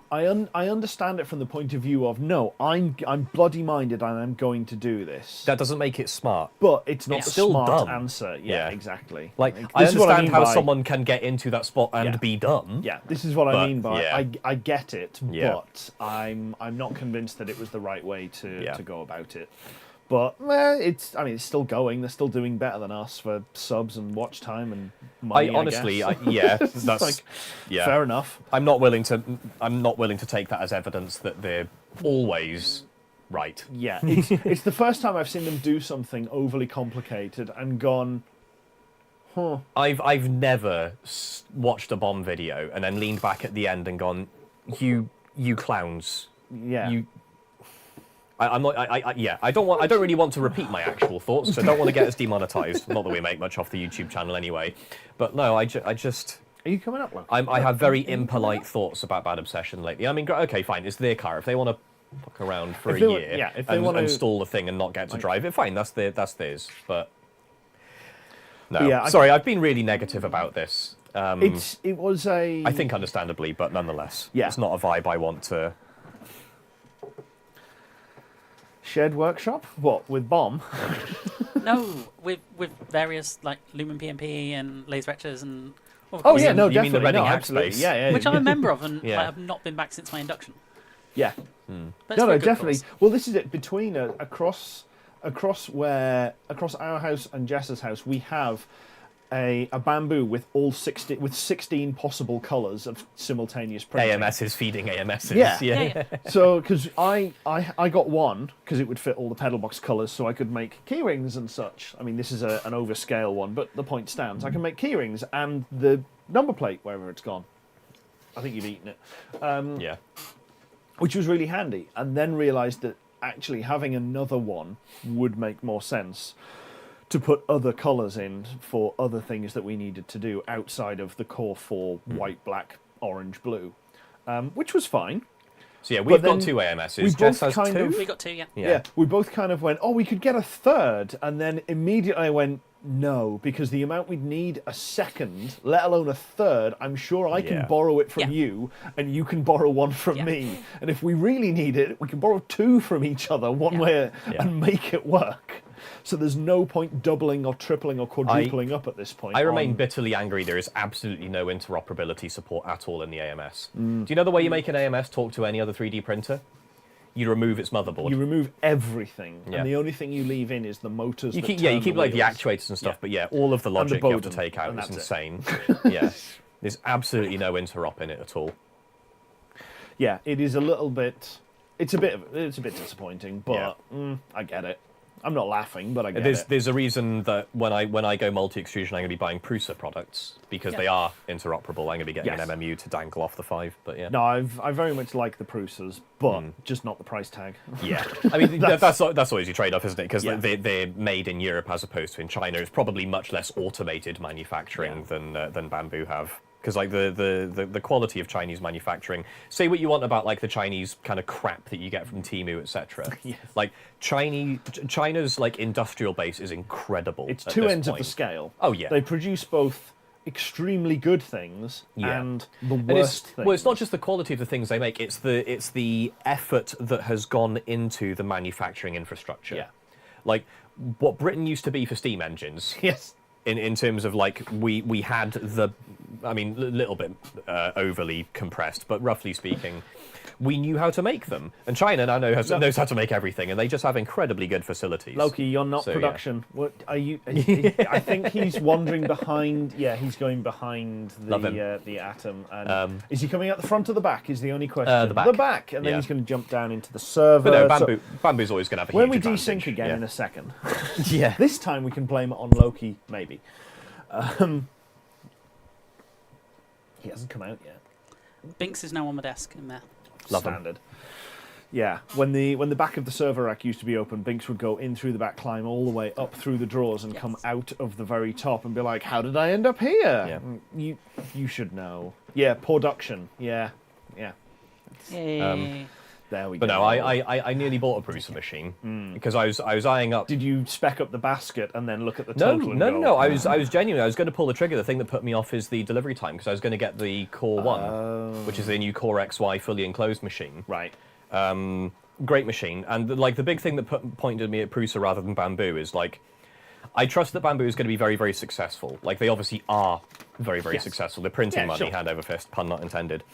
The difference is I trust the particular Prusa machine that I buy today to still be supported in 10 years, and I trust that because if I bought a Prusa Mark 1, I could have bought an upgrade kit to a Mark 2, to a Mark 3, to a Mark 4, and even from the bed sling a Mark 4 to the Core 1. Yeah. And so it is a reasonable, if you have that upgrade path in mind, it's a reasonable thing to go for. In terms of upgrading the printer, it's so far outside my interest. It's just it's not the consideration. So my thing is more like if we get 10 years down the line and some big new like step change in 3D printing technology comes out, as the Bamboo is this enclosed Core XY paradigm that we're now in, another change like that happens, you will have to buy another machine. Yeah, I will buy an upgrade kit. Well, I won't because I'm not going to have a Prusa. But like that's the two situations that would have unfolded. Yeah, I don't think at that sea change point something like the Bamboo would become instantly obsolete. No, but you could if you want that new thing. Okay, yeah, fair enough. Yeah. Like obviously your old machine will carry on working, but like no, that's reasonable. And that's basically where I'm at. That's so that's kind of. That's where we've got to with 3D. I know we bring this box That was out. definitely a third tangent, by the way. Tangent counter's getting lazy. You probably want to put a couple on. Yeah, click, click, click, click, click, click, click, click. Binks is considering how he can show his bot directly down the camera lens. Yeah. Which, X-Tool rings a bell. I think I recognise the name, but I can't place it. X2. So I remember X-Carve did like a 2.5D CNC carver. Showed me this. XY multi-changing tool heads. They're doing laser stuff basically. Okay. Yeah. I imagine by the time you've got a gantry, a big 2D laser gantry cutters, machine, but laser engraving on like PLA. Yeah. To change the color. Okay. By that's cool. essentially like cooking it slightly, and some of those things are so goddamn pretty. Welcome to real time, Ade. White Knight's finally caught up. I feel like I've gone into slow motion as well, mate. I'm still creaking from the cold earlier. My joints aren't quite working right. Hang on, I'm gonna have to try and find the video and put it on. Yeah. Oh, have you got a particular clip of something X-Tooly to? It's one that Greg showed me. Oh, right, okay. Oh, so you've already kind of had yeah. this. Yeah.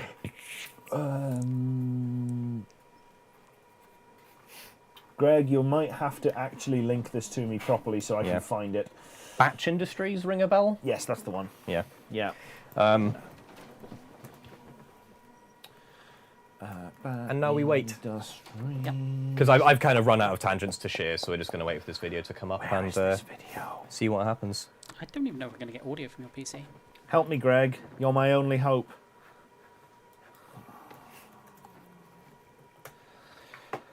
And now I'm just being very boring on camera. It's all right. You're the one under all the pressure right now. I know. Yeah, which is probably not making your search any quicker. Did you mean Batch Industries? I did mean Batch Industries, but now you're just going, oh, Batch Industries? You mean batch production? No, I don't. AI Google. Just show me what I want. God damn. It's absolutely incredible how Google, as a search engine, used to have the most advanced artificial intelligence on the planet. You could say like the movie about and then some like very, very fuzzy human description. It'd go, I know what you mean, and it would give you exactly the right thing. And now the Google search AI is just. So it's you can't turn off the AI overview, and it's like, oh, but I found this thing, right? But you're wrong. If you click the web tab at the top, it only does web searches. Ooh, that shelf is sagging a lot with Loke on it. Oh boy. There's some curvature in that panel. Loki, that's a camera mount, not a perching place. I don't think he cares. Just don't go up there. For the love of God, don't jump up onto that one. I mean, there's a sign saying Fragile please don't cheers, climb. please don't climb. I don't think that sign can't stop me because I can't read. Loki, come down. There we go. I'm going to have to give you one, otherwise you're just going to jump back up. Apparently White Knight has provided an image in the Discord that explains the downforce. On it. Oh yes, this is a proper throwback. Loki, it's there. Look, it's on the floor, directly in front. It's almost under your chin. You're gonna have to. What's the H there? What is the H unit? I mean, it's going to be something to do with weight. I just can't tell what. Marty McFly approved unit of measurement. Yes. There we go. Okay. Heft. Yeah. Yeah, so it cuts down front lift quite a lot and massively reduces rear lift. Well, eliminates rear lift, really. Yeah. In a volume of H's. Yeah. I think it's from a Russian site. Okay. Oh, God. There is, like, in my brain somewhere, I do know the Cyrillic alphabet. I'm not sure if that would be sufficient. I'm not sure if H and I'm not sure if the H glyph is a K. Unfortunately, in Russian. I don't know. I have to give. Yeah. I have to give Google a little bit of a break because half a ton of lift looks like a lot for 200 kilometers an hour. I don't think that would be kilos. It's batch research, not batch industries. Greg, you failed us. I know. I mean, maybe pounds? This one? Russia's backwards enough to be using pounds. Dangerously political. Here you go. Right. Oh, yes, I've seen some. Yeah, I've seen that magnetic pod build was brilliant. Yeah. But all of the colouring, all of the lettering on that is done with a laser engraver on raw PLA. Yeah, it's because it kind of infill. bleaches it or something almost.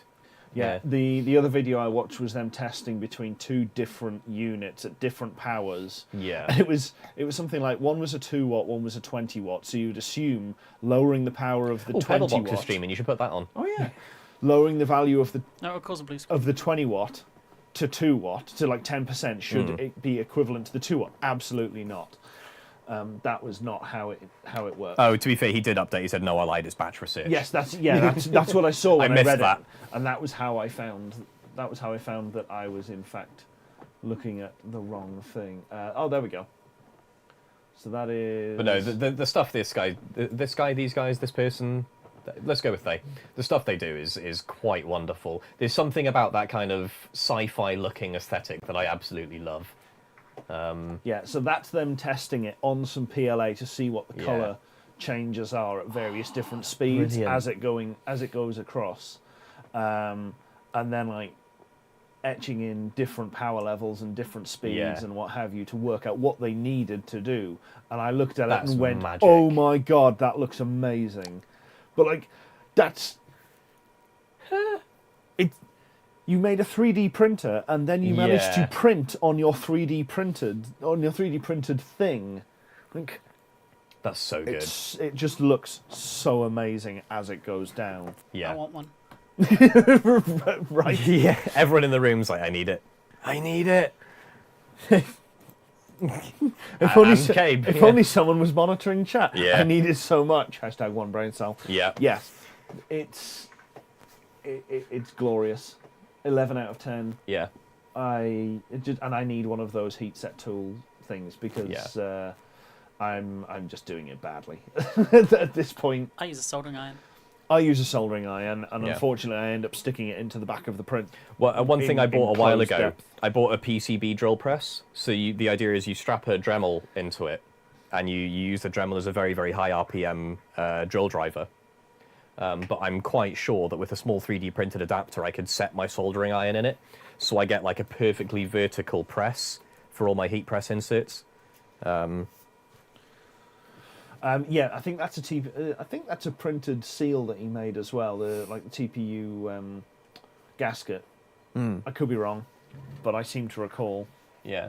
Might just be a piece of TPU filament that he's cut to... I mean, you're not wrong. That'd probably be the smart move. It feels like a simpler way than printing it. Oh, yeah, I think it is, because he just...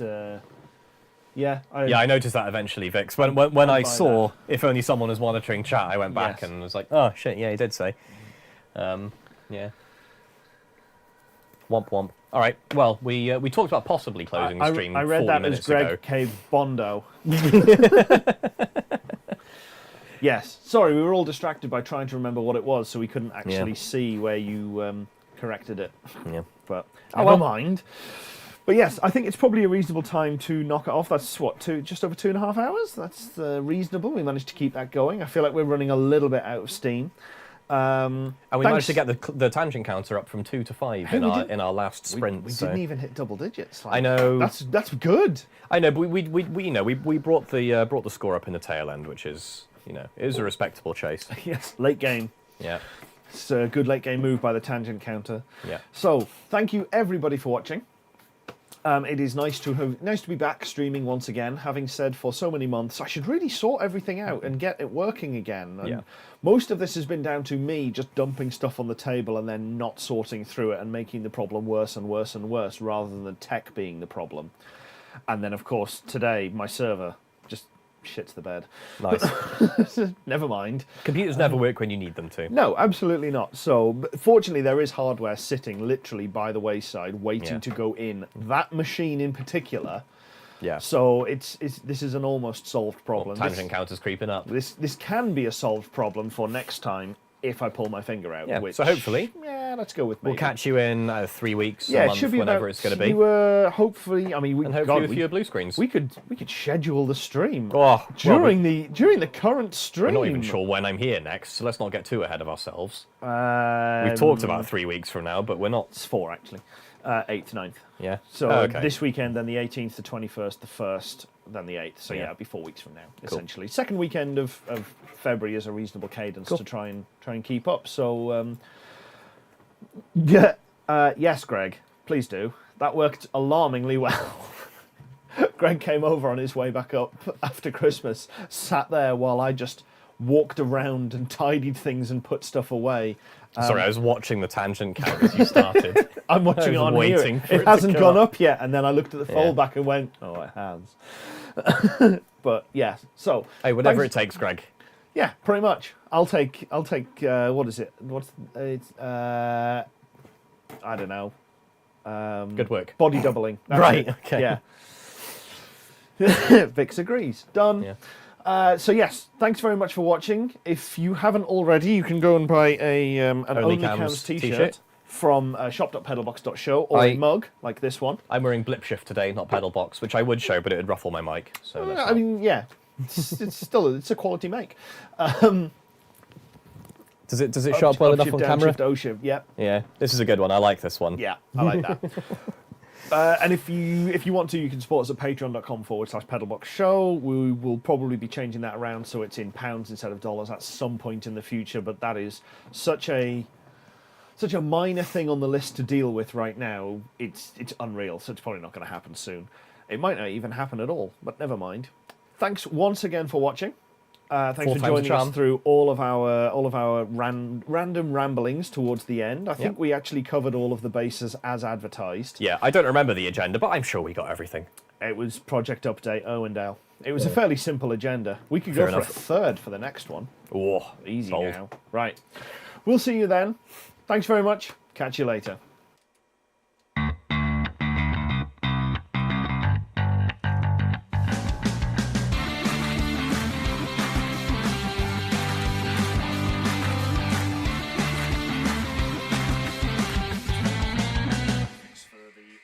Stuff as well.